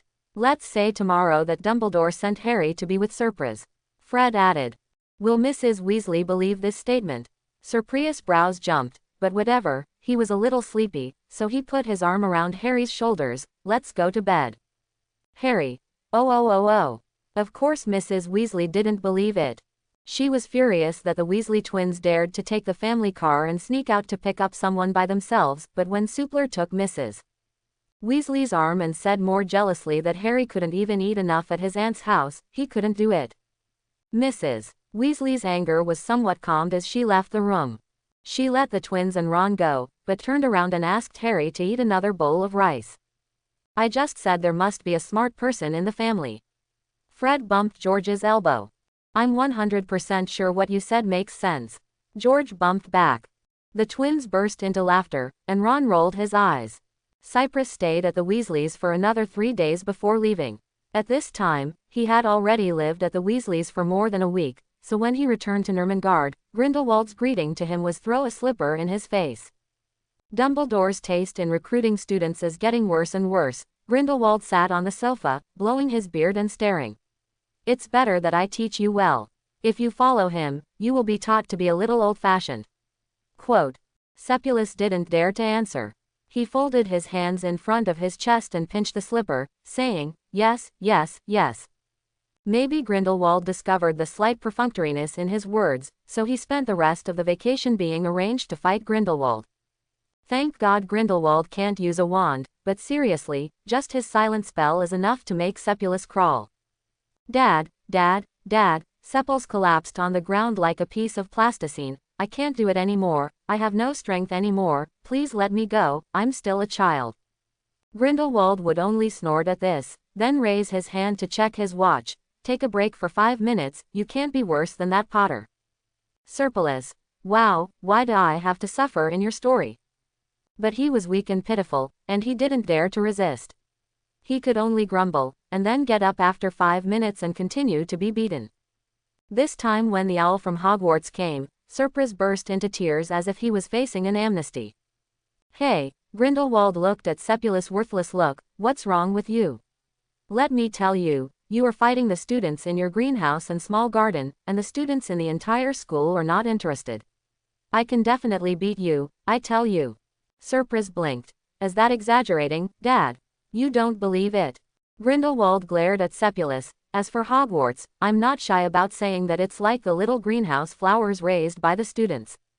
It's all about talking on paper and there is no practical course at all. When it comes to a real fight, my mind will go completely blank. I probably won't even be able to use any of the weapons to get rid of you, so I can only stand still and get beaten. Even if I can't hide, I won't be able to escape. I just thought you were complimenting me, Dad. Sepulus scratched his hair. I will write to Dumbledore and ask him to arrange a dueling club for fun. You think I was your father and I casually blew up half of Durmstrang. I also went through it. You've been practicing for a long time, okay.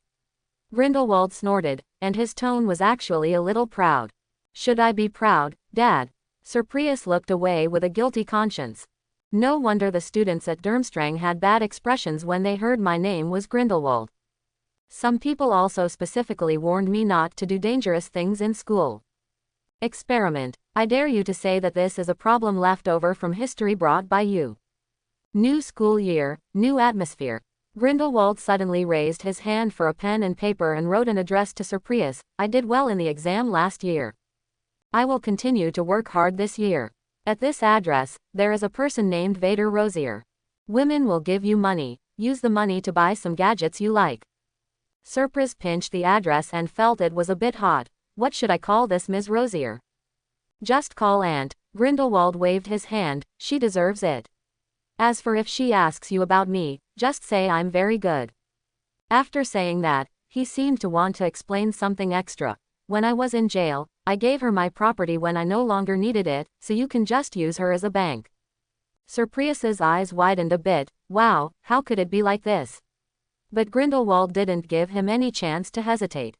After all, Grindelwald was a person who said whatever he wanted, and was even a little fickle. When we arrived, we had to do it. We immediately asked Seppels to book a ticket to go to France to meet this Ms. Rosier. So, are you leaving now? Seppulus was a little reluctant to leave before carrying his small suitcase and stepping into the van. I'll be back after another holiday. Don't miss me too much, Dad. Go away, just write a letter and remember to send back the delicious ones. Grindelwald waved his hand and watched Seppulus get into the van, and then watched the van fly away, gradually turning into a distant place. A small dark dot. You can't sit still knowing that I'm sending Seppulus to see Vader. Grindelwald looked away, his eyes falling in the air, not knowing where he was looking. Vader and I are really fine. Vida Rosier is still unmarried. Dumbledore's voice sounded very softly. There was no emotion or anger in it, but it was replaced by Grindelwald's laughter. Jealous. If Sir Prius was still here, he would probably think that Grindelwald was covered in something dirty. He had never seen Grindelwald smile so happily. The van this time was hired at a high price. Sir Prius really didn't want to experience the journey of the night bus. Unless one was extremely poor, Sir Prius didn't think anyone would have one. Normal people would prefer to use the night bus to travel. Thanks to Wolf, he is now the one with the wallet to buy an entire van. Then this year's Christmas gift should be a little more expensive. Sir Prius leaned his chin and looked at the scenery outside the window, but it couldn't just be expensive, that would be too nouveau riche. When he arrived at Rosier Manor, he carefully provided Grindelwald's piece of paper to the guard at the door. The guard went back with the paper and placed Seppulus in a small living room. And that Ms. Vida Rosier didn't keep Sir Prius waiting long. She arrived quickly, walking in a hurry but still dignified and beautiful. She looked probably younger than Grindelwald. Time left traces on her face, but it did not take away her beauty. She stood in front of Seppulus, her lips moved, but she did not speak. Instead, she looked at Seppulus's face carefully. Aunt Rosier. Seppels obediently bowed and saluted. Father said I can call you this. Vida Rosier's expression changed slightly. Did he ask you to call me that? It was not Seppulus's illusion. He saw tears flashing in Vida Rosier's eyes. What's going on? This can't be my father's previous romantic debt, right? Sir Prius clenched his fist to prevent himself from taking a few steps back and losing etiquette. Father said that everything is fine with him now and told his aunt not to worry. Sir Prius hesitated and then added.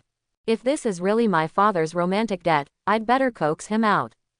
Seppulus, right. Rosier held Seppulus's hand with tears in his eyes and nodded gently. Rosier Manor is your home. Come back when you have time. Come back and see your aunt. She is really beautiful, and the love in her eyes cannot be faked. Help your aunt take care of your father, okay? She said softly, took Seppulus's hand, and held Seppulus in her arms. Sir Prius hesitated for a moment, then raised his hand and patted the woman's back. Poor man trapped in love. Rosier stayed with Seppels for 3 days. Regarding money, she said she would ask someone to open an account for Seppels at Gringotts in England, and gave Seppels a checkbook. Yes, the wizarding world also uses checkbooks, asking Seppels to sign whatever he likes, and the family has plenty of money. So can I afford Diagon Alley? Sir Prius looked at the checkbook and thought silently for a while, but still didn't ask this question. But Nurmengard can be renovated. Rosier also gave Seppulus a ring, which had a similar function to the one Wolf gave him. It was something that could be stamped to show his identity. For a moment, Seppels missed being in Wolf. Golf. I don't know how he spent his vacation and what he was doing. As for other things, including food, clothing, and entertainment. Aunt Rosier packed a carriage of boxes for Serpils, although most of them were not for him, Serpils, but for Grindelwald. His father is really charming. Serpil stood in his bedroom, watching Aunt Rosier from a distance through the window in the back garden, instructing the servants to carry boxes one by one into the carriage, with a complicated expression. It's amazing, Sepulus sighed. Tom floated behind him, with a slightly complicated expression on his face. It's very impressive. Although you are not your father's biological child, you two are of the same origin. Quote? Sepulus wondered, when did I become a disaster? Tom raised his eyebrows. Wolf. This. Serpulus felt a little guilty when he said this, and he really couldn't refute it. Malfoy, Tom said again. This is not it. Serpulus' eyes widened. This is really not it.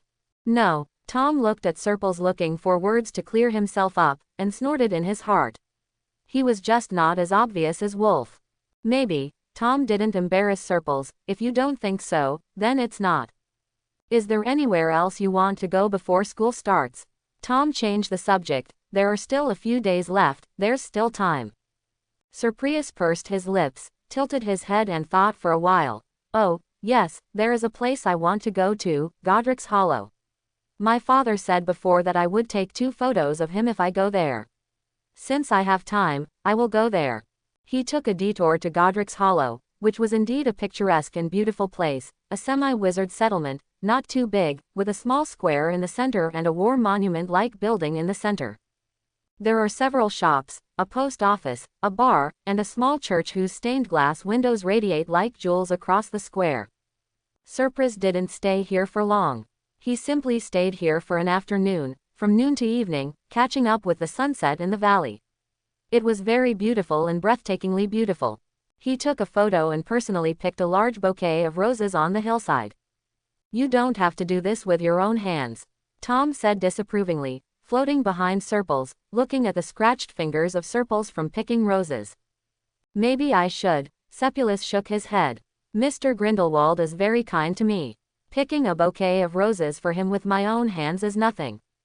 Tom snorted, knowing that Serpils was just as stubborn as him, so he didn't care anymore, and just asked Serpils to remember to put medicine on his finger for a while. What do you think love is, Tom? Surprise held the bouquet of roses and watched the sun set. The surrounding sky faded from warm orange to rosy purple, and finally lost its light sadly. Under such circumstances, it's okay to be a little sentimental. I don't know, Tom answered simply. I don't know either. Sepulus stared at the place where the sun was sinking, and sighed for no reason. I know a little about the twists and turns between my father and Mr. Dumbledore, but I don't understand how a demon king who is in full swing can be captured without any help. I don't know what my feelings are for imprisoning myself in a tower isolated from the world, and I don't understand how Aunt Rosier can still expect news about her father alone when she knows that there is no possibility for her and her father. Tom followed Sepul's line of sight and looked toward the darkening sky. Love is so scary. Yes, Sepulus sighed, love is terrible. Surprius returned to the Tower of Nurmengard with the photo and the rose. Grindelwald looked at the rose in silence for a long time, and then took the initiative to ask Surprius for the wand for the first time and cast it on the rose. Life spell. Life spells, advanced black magic, require the caster to be extremely capable, and they need to harm themselves to achieve their goals. For example, Grindelwald paid some blood this time, and the blood made the bouquet of roses look more delicate and fresh. I'm interested. Grindelwald looked at the rose with a heavy gaze. I only mentioned it to you once, and you actually remembered it. That was before Serpils went to school in the 1st grade. I didn't expect that Serpils would actually go. It should be. Sepils scratched his hair. Father, you just like it. He didn't expect Grindelwald to have such big mood swings, so when he saw Grindelwald's reaction, he felt a little embarrassed. It's really just a matter of picking some roses, it's not a big deal. Surprise did not stay in Nurmengard for a long time, because even the task of renovating Nurmengard could not fall on him. Rosier had already submitted a report to the relevant departments, and then worked hard to push it forward. The renovation of Nurmengard. Wow, Dad, Aunt Rosier likes you so much. Sepulus made a fuss next to Grindelwald. Grindelwald's reaction to this was to roll his eyes at Sepulus. Go to your school quickly. I complimented you a few times and you are now floating in the sky. As he watched Sir Prius walking into the van, he actually felt a little more reluctant to leave. It seems that having a son is indeed a good thing. Grindelwald looked at Sepulus reluctantly holding the window open in the van, and suddenly smiled. Be safe, you brat. Then he looked into Sir Prius's wide eyes and smiled. Your bouquet of roses actually has this effect. Tom sat next to Serpils and complained in a corner where Grindelwald could not see. I never thought about this. Sir Prius waved goodbye to Grindelwald until the carriage lifted up and distanced itself from the high tower of Nurmengard. I was very emotional at the time. Not love. Tom raised his eyebrows. Don't we both understand what love is? Serpils shrugged and looked away from the window. I wonder if Riddle will cause any trouble again this year. It's better to be merciful and don't let him catch you and torment you. Madmen don't want to be reasonable with others. Tom gave a series of warnings. Sepulus nodded in deep agreement. Their destination was Diagon Alley again. They still stayed above the leaky cauldron, and they still spent most of their time in the bookstore. At that time, Natasha was accompanying Serpils, but Natasha was bored. Now Tom is accompanying him, and Tom was able to watch it with Serpils and give surprising feedback. You two look like twins, Natasha hummed as she came back to life after hibernation. Really? It can't be ignored. Sepulus tilted his head and thought of what Riddle said to him at that time. Just think of us. What he said might be a bit proud, so Natasha let out a burst of disgust. Really, let's start school quickly. Once school starts, you can't be with Tom every day. This brought smiles from Sepulus and Tom. The purchases for the new semester were once again taken over by Draco. Carrying a checkbook was a bit useless. Serpils felt that this was not possible, but he didn't know what to buy, so Serpils went to Diagon Alley.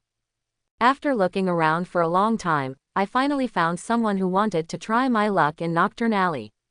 Sir Prius did not go as he had promised, but went back to the leaky cauldron and spent 2 small sums of money to find out with the bartender what Nocturne Alley was.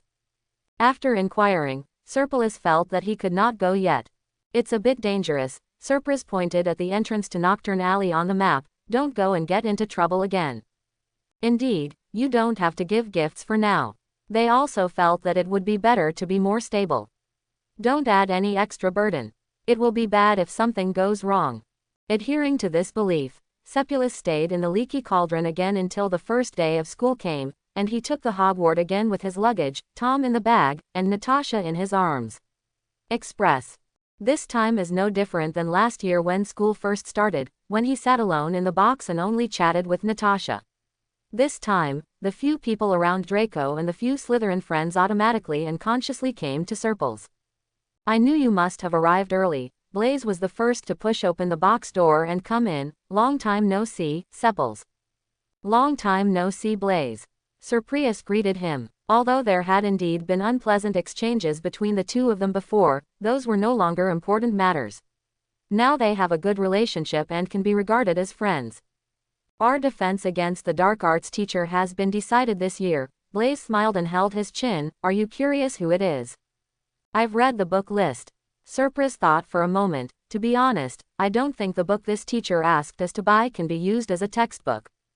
I think it's a bit perfunctory. It seems like novel. I feel like this year's defense against the dark arts class will be another disaster, maybe even worse than when Quirrell was here. Blaise snapped his fingers. Accurate, because this teacher is indeed less reliable than Quirrell.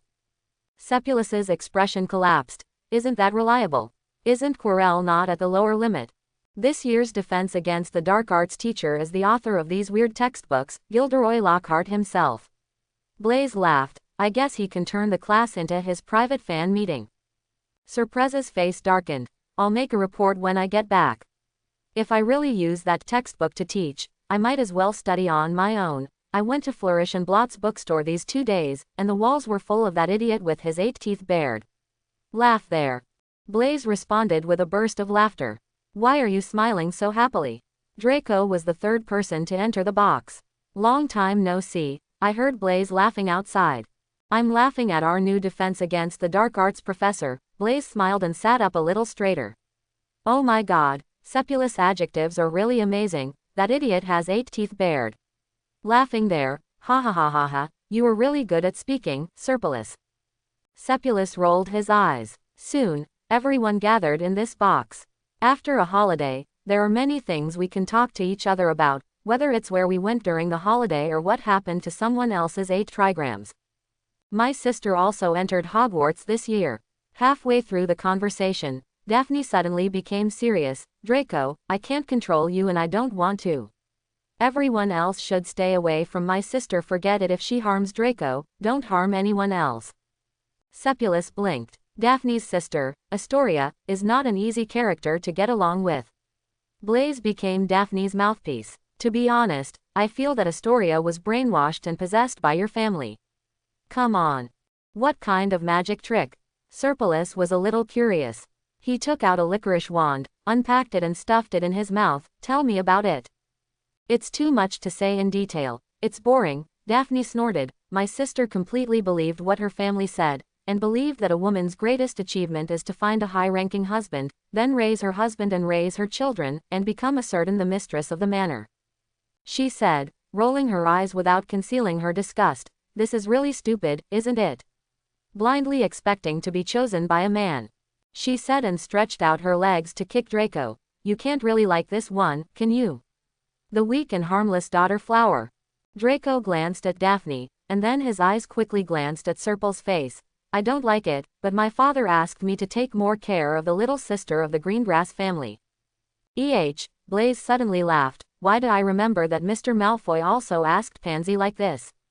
Normal, Pansy answered herself. My family is also asking me to contact more candidates to prevent me from being unable to enter Malfoy Manor in the future. My vacation in France this holiday is actually a blind date in a sense. Quote. Surprius said, wow, where is Theodore? Not many girls are willing to take the initiative to join the Knot family, Theodore said calmly. It's not yet time, but my advantage is that no one will force me to get in touch with any random people, and there won't be any unsightly relationships. Limit me. After he finished speaking, he raised his hand and took out the paper towel on the table to wipe the corners of Serpul's mouth. There are cake crumbs. Blaise laughed again. He turned his head and whispered something to Daphne, which made Daphne bend over with laughter. Draco is the only one who is the most pitiful, Blaise smiled. He has to chat with all kinds of girls. He said it teasingly, making several people laugh. Even Pansy laughed. Draco's face turned dark when he first knew he had to take good care of me. He didn't know what to do. In the end, I had to buy it. He rushed to pay for something. Draco's face began to turn red, and he coughed a few times in an attempt to stop the teasing of several bad friends around him. Finally, he gave a heavy hum and emphasized, I don't like you, and I don't like Daphne's sister either. It's all about rushing ducks to the shelves, and I can't help it. Sepulus looked at Pansy's expression and was frozen for a moment when Draco said, I don't like you, but soon, her face became gentle again and couldn't find anything wrong, laughed.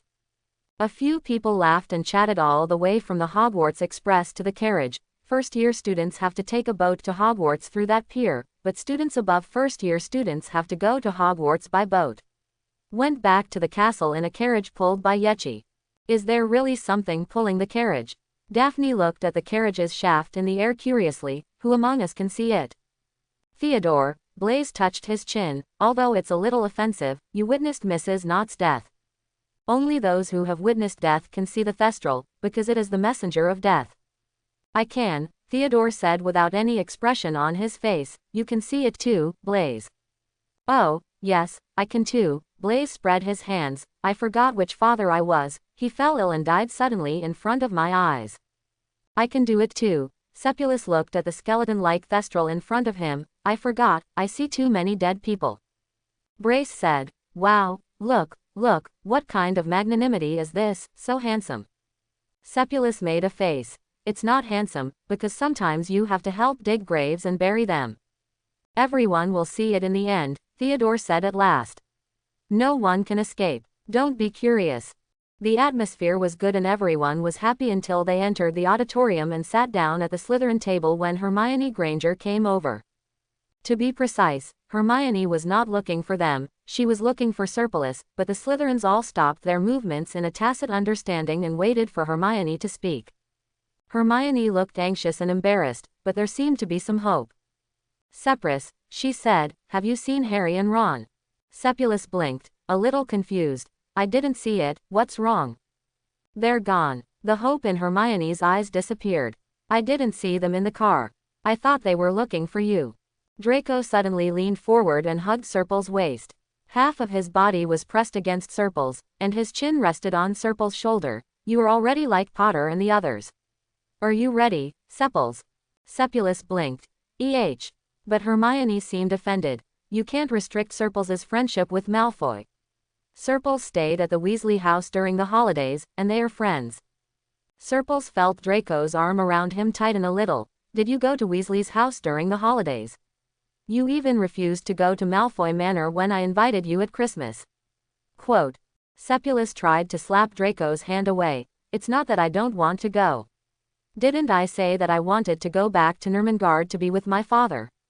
How come I just don't want to go? Then if you have time during the holidays, you would rather go to the Weasleys' house than go to Malfoy Manor to find me." Draco refused to let go. "You can go back to my house next time." Sepulus. The Knot Manor can also be on the list. Theodore's calm voice joined the discussion. Zabini Manor is also joining in the fun. Blaze's participation was purely to watch the fun and not take it too seriously. Hermione's face turned green and white for a while, then she stamped her feet, turned around and left. "Hey, everyone is so angry." Sepulus patted Draco's hand on his waist. "Let go, good brother." Draco watched Hermione leave before letting go of Surprius' hand. "I really don't know when you got on such good terms with Potter and the others," Draco complained half seriously. Surprius coughed. "Don't blame me, it was because Potter was kept at home during the holidays and was not allowed to go out. Dumbledore was worried and asked me to help, although I didn't play any role in the end, just it simply appeared, maybe it was acting as a mascot." His explanation was sincere, and Draco had no intention of going into details. However, relying on Serpil's current guilty conscience, he decided that Serpils would visit Malfoy Manor as a guest. Draco is still a good trick. Blaze clicked his tongue on the side. "Theodore, don't you invite Sepulus." Theodore just looked at Serpils with a gentle smile on his face. "Do you remember the magic ceiling I told you?" Surprise thought for a while and felt that a bowl of water should be served evenly, so he nodded. "Go and go too." The sorting ceremony was nothing interesting. After all, there were no newcomers worthy of attention. Ginny Weasley, whom Serpils knew, went to Gryffindor like a bunch of brothers in the family, and Daphne's sister Astoria also went to Gryffindor, entering Slytherin without any suspense. She was indeed a pretty little girl, but she didn't look much like Daphne. She was quite well behaved. As for when Dumbledore introduced the new defense against the dark arts professor to everyone, Serpilus's face turned into brownie cake on the table. "Why did you find such a professor?" Serpilus angrily poked at the cake of the same style as his own. "Let go of that pitiful piece of cake in your hand, Serpils, Dumbledore can't help it." Blaze smiled, and pressed Serpil's hand across the long table. "Hogwarts, the defense against the dark arts class here is very expensive, so few people are willing to take the initiative to come." After searching around, Dumbledore finally found such a guy with a big tooth. Sepulus rolled his eyes. "How long do you want to remember my words, Blaze?" Blaze shrugged. "That's not necessarily true, but I feel like I'm happy with this sentence this year." He smiled, dragged the battered cake away from Surprius, and replaced it with a piece of wine-soaked pudding. "Eat something sweet and be happy." Sepil snorted and accepted Blaze's kindness. After eating and drinking, the opening ceremony ended. Daphne did not take much care of her little sister, but left her to get along with her first-grade classmates. Astoria looked at her sister with tears in her eyes, and once again asked for help. His eyes turned to Draco. Daphne had nothing to do with herself, and everyone else gathered around to watch Draco's good show. For half-grown children, 8 trigrams is a very happy companion. "Listen to your sister." Draco pressed his eyebrows a little irritably. "Go find your friends."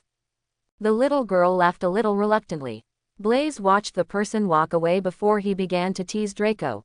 "Wow, you don't know how to cherish the beauty at all, Draco. No matter what, there is a certain possibility of him entering Malfoy Manor. You treat people like this."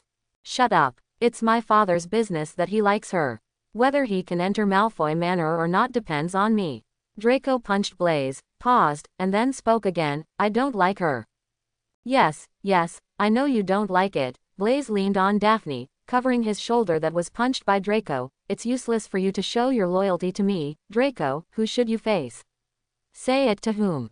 The tips of Draco's ears turned a thin layer of red, and he seemed to be planning to hit Blaze again. Blaze turned around and ran away, laughing as he ran. Draco has someone he likes. Serples was a little confused. He leaned close to Theodore and asked in a low voice, Brace seems to mean so. Theodore glanced sideways at Sepulus, his beautiful eyes curled up. No way, look at there are so many girls around him, who knows which one he will like. Sepulus thought for a moment, felt that he seemed to understand something, and nodded. Theodore looked at Serples and smiled even happier for some reason. Pansy, who was beside them, listened to the whole story, and her expression began to become complicated. She suddenly glanced in Draco's direction with a sympathetic look, and felt herself relieved. Everyone slept well on the first night. By teasing Draco, everyone put down their arrogance and played wildly for a while, but when they woke up the next day, everyone was a noble young master and lady again. Slytherins have very little fun, and everyone is usually cautious and doesn't give others anything to talk about.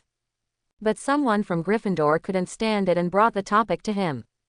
What is that? Sepulus chewed his piece of bread, and while he was thinking about whether to go with bacon or pickled hairtail, he looked up to see the changes on the Gryffindor table. I don't know when the long Gryffindor table spread out into an open space, leaving Ron Weasley completely free. There must be at least 2 meters around him, except for Harry Potter, who was sitting opposite him. Tay was still sitting stiffly. And there was a strange red envelope floating in the air between them. In the gap between Serple's questions, the red envelope began to smoke. That's a roaring letter, Draco said with a gloating smile on his face. As for its purpose, you'll know it soon. Serples nodded doubtfully and continued to look up in the direction of Harry and the others, while Draco reached out from behind him and covered Serples' ears. What is this for? Sepulus asked Draco with his eyes. But the next second he knew why. Because even with Draco covering his ears, he could still hear it clearly. It was as clear as a sound exploding in his ears. The huge sound filled the auditorium, and Sepulus felt that he might have heard it. The dust on the ceiling shook down. The breakfast that was not put in the cover will be eaten soon. Quote. I wouldn't be surprised at all if they fire you for stealing a car. Let's see how I deal with you then. You probably haven't thought about how your father and I felt when we found out that the car was gone. Quote. It was Mrs. Weasley's voice. She was usually a witch with a clear and loud voice, but now her voice was amplified countless times, making the plates and spoons on the table clink. I received Dumbledore's letter last night. Your father was so ashamed that he almost died. We worked hard to raise you, but we didn't expect you to do such a thing. Everyone listened to Mrs. Weasley's rage until finally, when she had finished speaking, the letter burned and curled into ashes. Wow, Sepulus patted Draco's hand, indicating that he could put it down. I never want to receive such a letter in my life.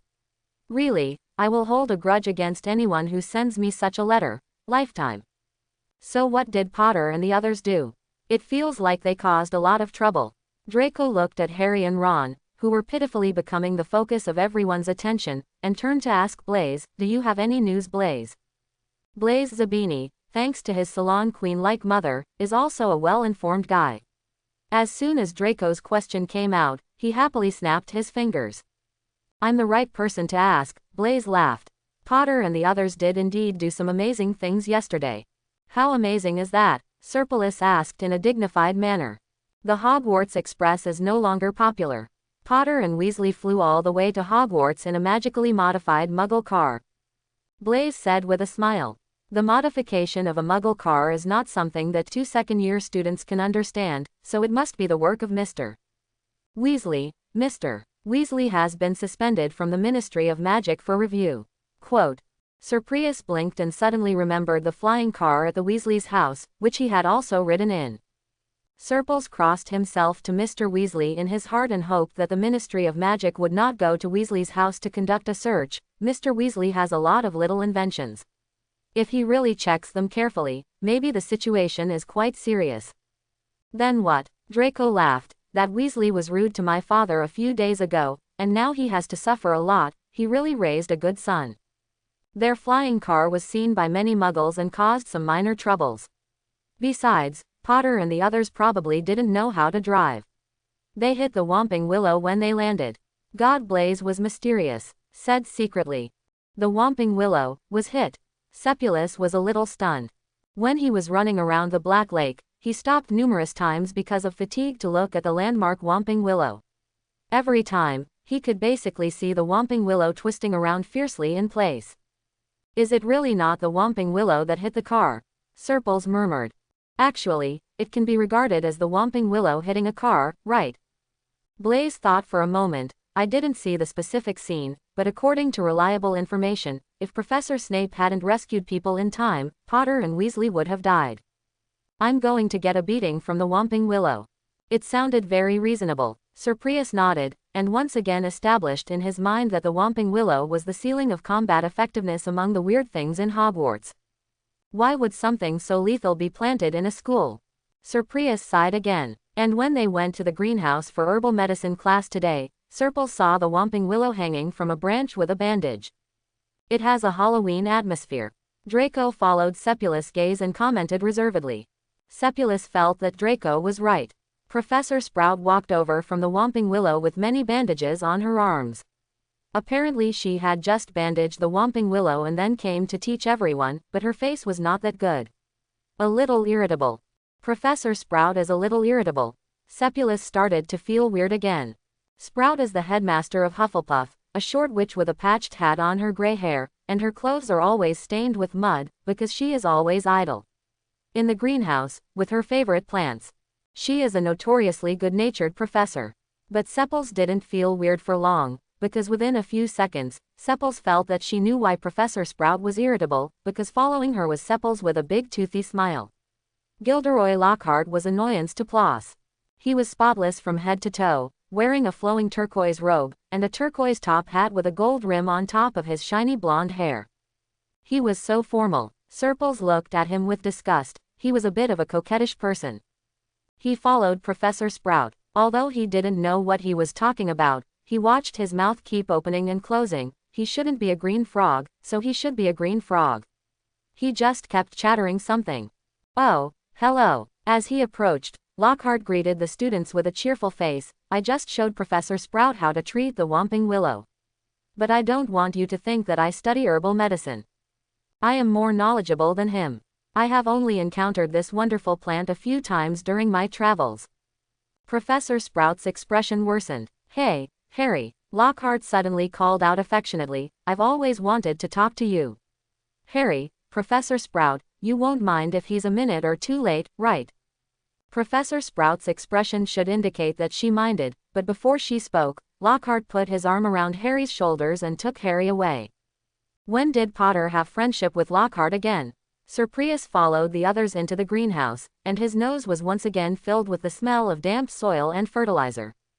You don't know if you didn't go to see the excitement, Draco laughed sarcastically. Lockhart really likes Potter. He took many photos with Potter in his arms at his new book conference, and even took the photo of The Prophecy, the headlines of the Daily News for 2 days. I've never subscribed to the Daily Prophet again, Sir Prius said with a disgusted expression. I feel like it's just an 8 trigrams newspaper, and its reporters are not that good. It's not as interesting as an unpopular tabloid. What's it called? The Quibbler. He stood next to Draco and listened to Professor Sprout asking everyone to pick a pair of earmuffs and take them in their hands. He and Draco symbolically competed between pink and black. Finally, Sir Bless took the pink one, waved his wand and turned the pink earmuffs into Slytherin's beautiful green, and added silver decorative lines and a handsome and beautiful little snake. If I were Professor McGonagall, I would definitely give you extra points, Mr. Grindelwald. Professor Sprout's eyes noticed Sepulus's movements, the expression on her face softened, and she looked towards Sir Prius smiled. Thank you, Professor. Serpil smiled, and then handed the much more beautiful earmuffs to Draco. Give me the black one. Draco's eyes switched between the 2 earmuffs, and handed the black one to Serpils. It's really unfair. How come your transformation skills have improved so much all of a sudden? Your final exam there will definitely be no need to review. Sepulus responded by bumping Draco's shoulder. Yes, I am going to study 4th grade courses this year, but I only take our second grade exams, so of course I don't need to review. Harry was delayed outside for at least 5 minutes before entering the greenhouse. His face actually looked a little bad. After he came back, Professor Sprout stood up from his chair and started the formal class. Today we are going to repot the mandrake, Professor Sprout said.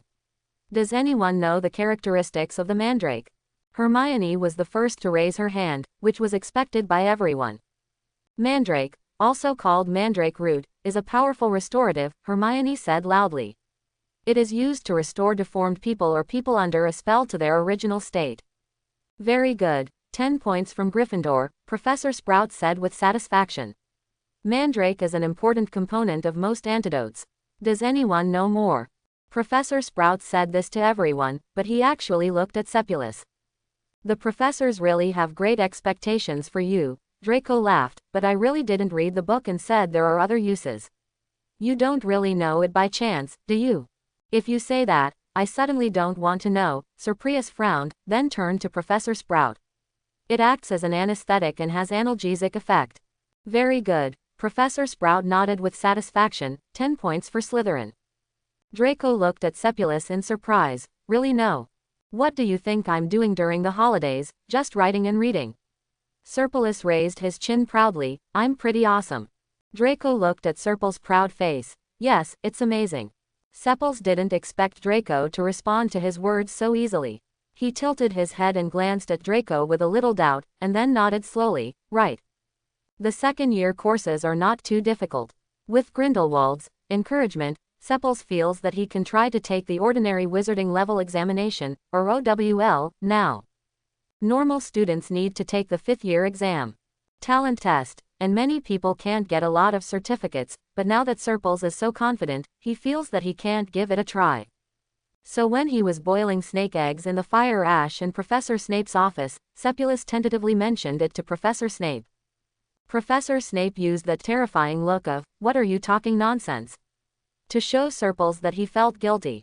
He lowered his head and continued to heat the crucible honestly, but at this time Snape the professor snorted. "Ask again when you were in 3rd year," Professor Snape said. Sir Prius nodded like a potion, and then continued to look at the pot in his hand. This was his first time trying to boil a love potion, a very complicated potion, and it would take almost a month if it goes well. Sepulus hopes everything goes well. He guarded the cauldron at Professor Snape's place until almost curfew. After watching the color in the pot turn into a reasonable and correct milky white, he threw a keeping charm on the cauldron and returned to the dormitory. The 2nd grade had more courses than the 1st grade, and there were also a little more homework. Sepulus originally planned to finish his homework and then go to Wolf's place for a walk, but he took a look at the amount of homework, thinking that he might have finished it all, so he threw the notebook and parchment roll into his bag and went directly to Wolf with his homework. When Surprise walked out of the fireplace, he didn't see Wolf. After a while, Wolf came out of the bathroom with only a towel tied around his waist and the water on his hair. Coming, he nodded towards Sepulus. I thought you were going to ask me why I came here at this time. Sepul's eyes got lost on Wolf's chest muscles, and he was attracted by a drop of water. He vaguely wondered why he was not the one. Where are the water droplets? They slide all the way down the skin, pass through the ravines with clearly defined muscles, and finally disappear into the invisible place under the bath towel. He was startled, his face felt hot after realizing it, and then he looked away in a panic. You will come. Wolf seemed not to notice Sepulus's momentary panic, but took out a towel and began to wipe his hair. I'm waiting for you. Sepulus was stunned for a moment and caught the meaning of his words. Were you waiting yesterday too? Well, Wolf nodded, and the water stains on his hair snaked down his neck beyond the towel. I don't know when you will come. With these words, Sepulus felt soft and wished he could go back to yesterday, holding his collar and asking himself why he didn't come to see Wolf and why he was too lazy to sleep. Feeling guilty, he took the towel from Wolf's hand and went over to wipe Wolf's hair. I went to bed yesterday because I was a little tired, he said. The more he felt guilty, took off his shoes and climbed onto the bed with a towel, leaned behind Wolf, next to Wolf's warm, exposed skin, and felt inexplicably that he was about to being burned. I should have told you. Wolf just turned his head, his eyes fell on Sepulus' face, and then he shook his head gently. If you come, it's never too late. Sepals felt that his ears were very red. He looked away in a panic and let out a vague, Wolf didn't say anything anymore. He turned around again, sat obediently on the edge of the bed, and let Surprise wipe his hair. The atmosphere was ambiguously intense. Surprise felt that his face might be burning too much. He finally wiped Wolf's hair dry. He stammered in a panic and said that he was going back to school first. There is something else. Wolf nodded silently and did not hold back. He just took a bouquet of wrapped blue roses from the bedside and handed them to Surprise. I bought them a few days ago. I think they will match you. Sepulus took the rose, feeling that it was worth more than 1,000 gold and very hot to touch. Okay, thank you, then I'll go back. He almost fled back to the bedroom, holding a bouquet of roses in his hand and stepping out of the fireplace with a slightly dull expression. Tom floated in front of him and looked at Sepulus carefully and critically. You look as stupid as if you were hit by a troll. Surprise coughed, touched his face nonchalantly, then turned a glass on his table into a vase and stuffed the roses into it. This is the first time I have received flowers in my life. You have to forgive me. Sepulus plucked the petals of the rose and suppressed the blush on his face. Tom didn't care that Surpals received the flowers. He just nodded and asked Surpals, where is your homework? Sepals was confused. Sepals was stunned. Sepals stood up with a sudden sound, rolled and crawled back into the fireplace, and was very embarrassed. I hope everyone will support it and subscribe more.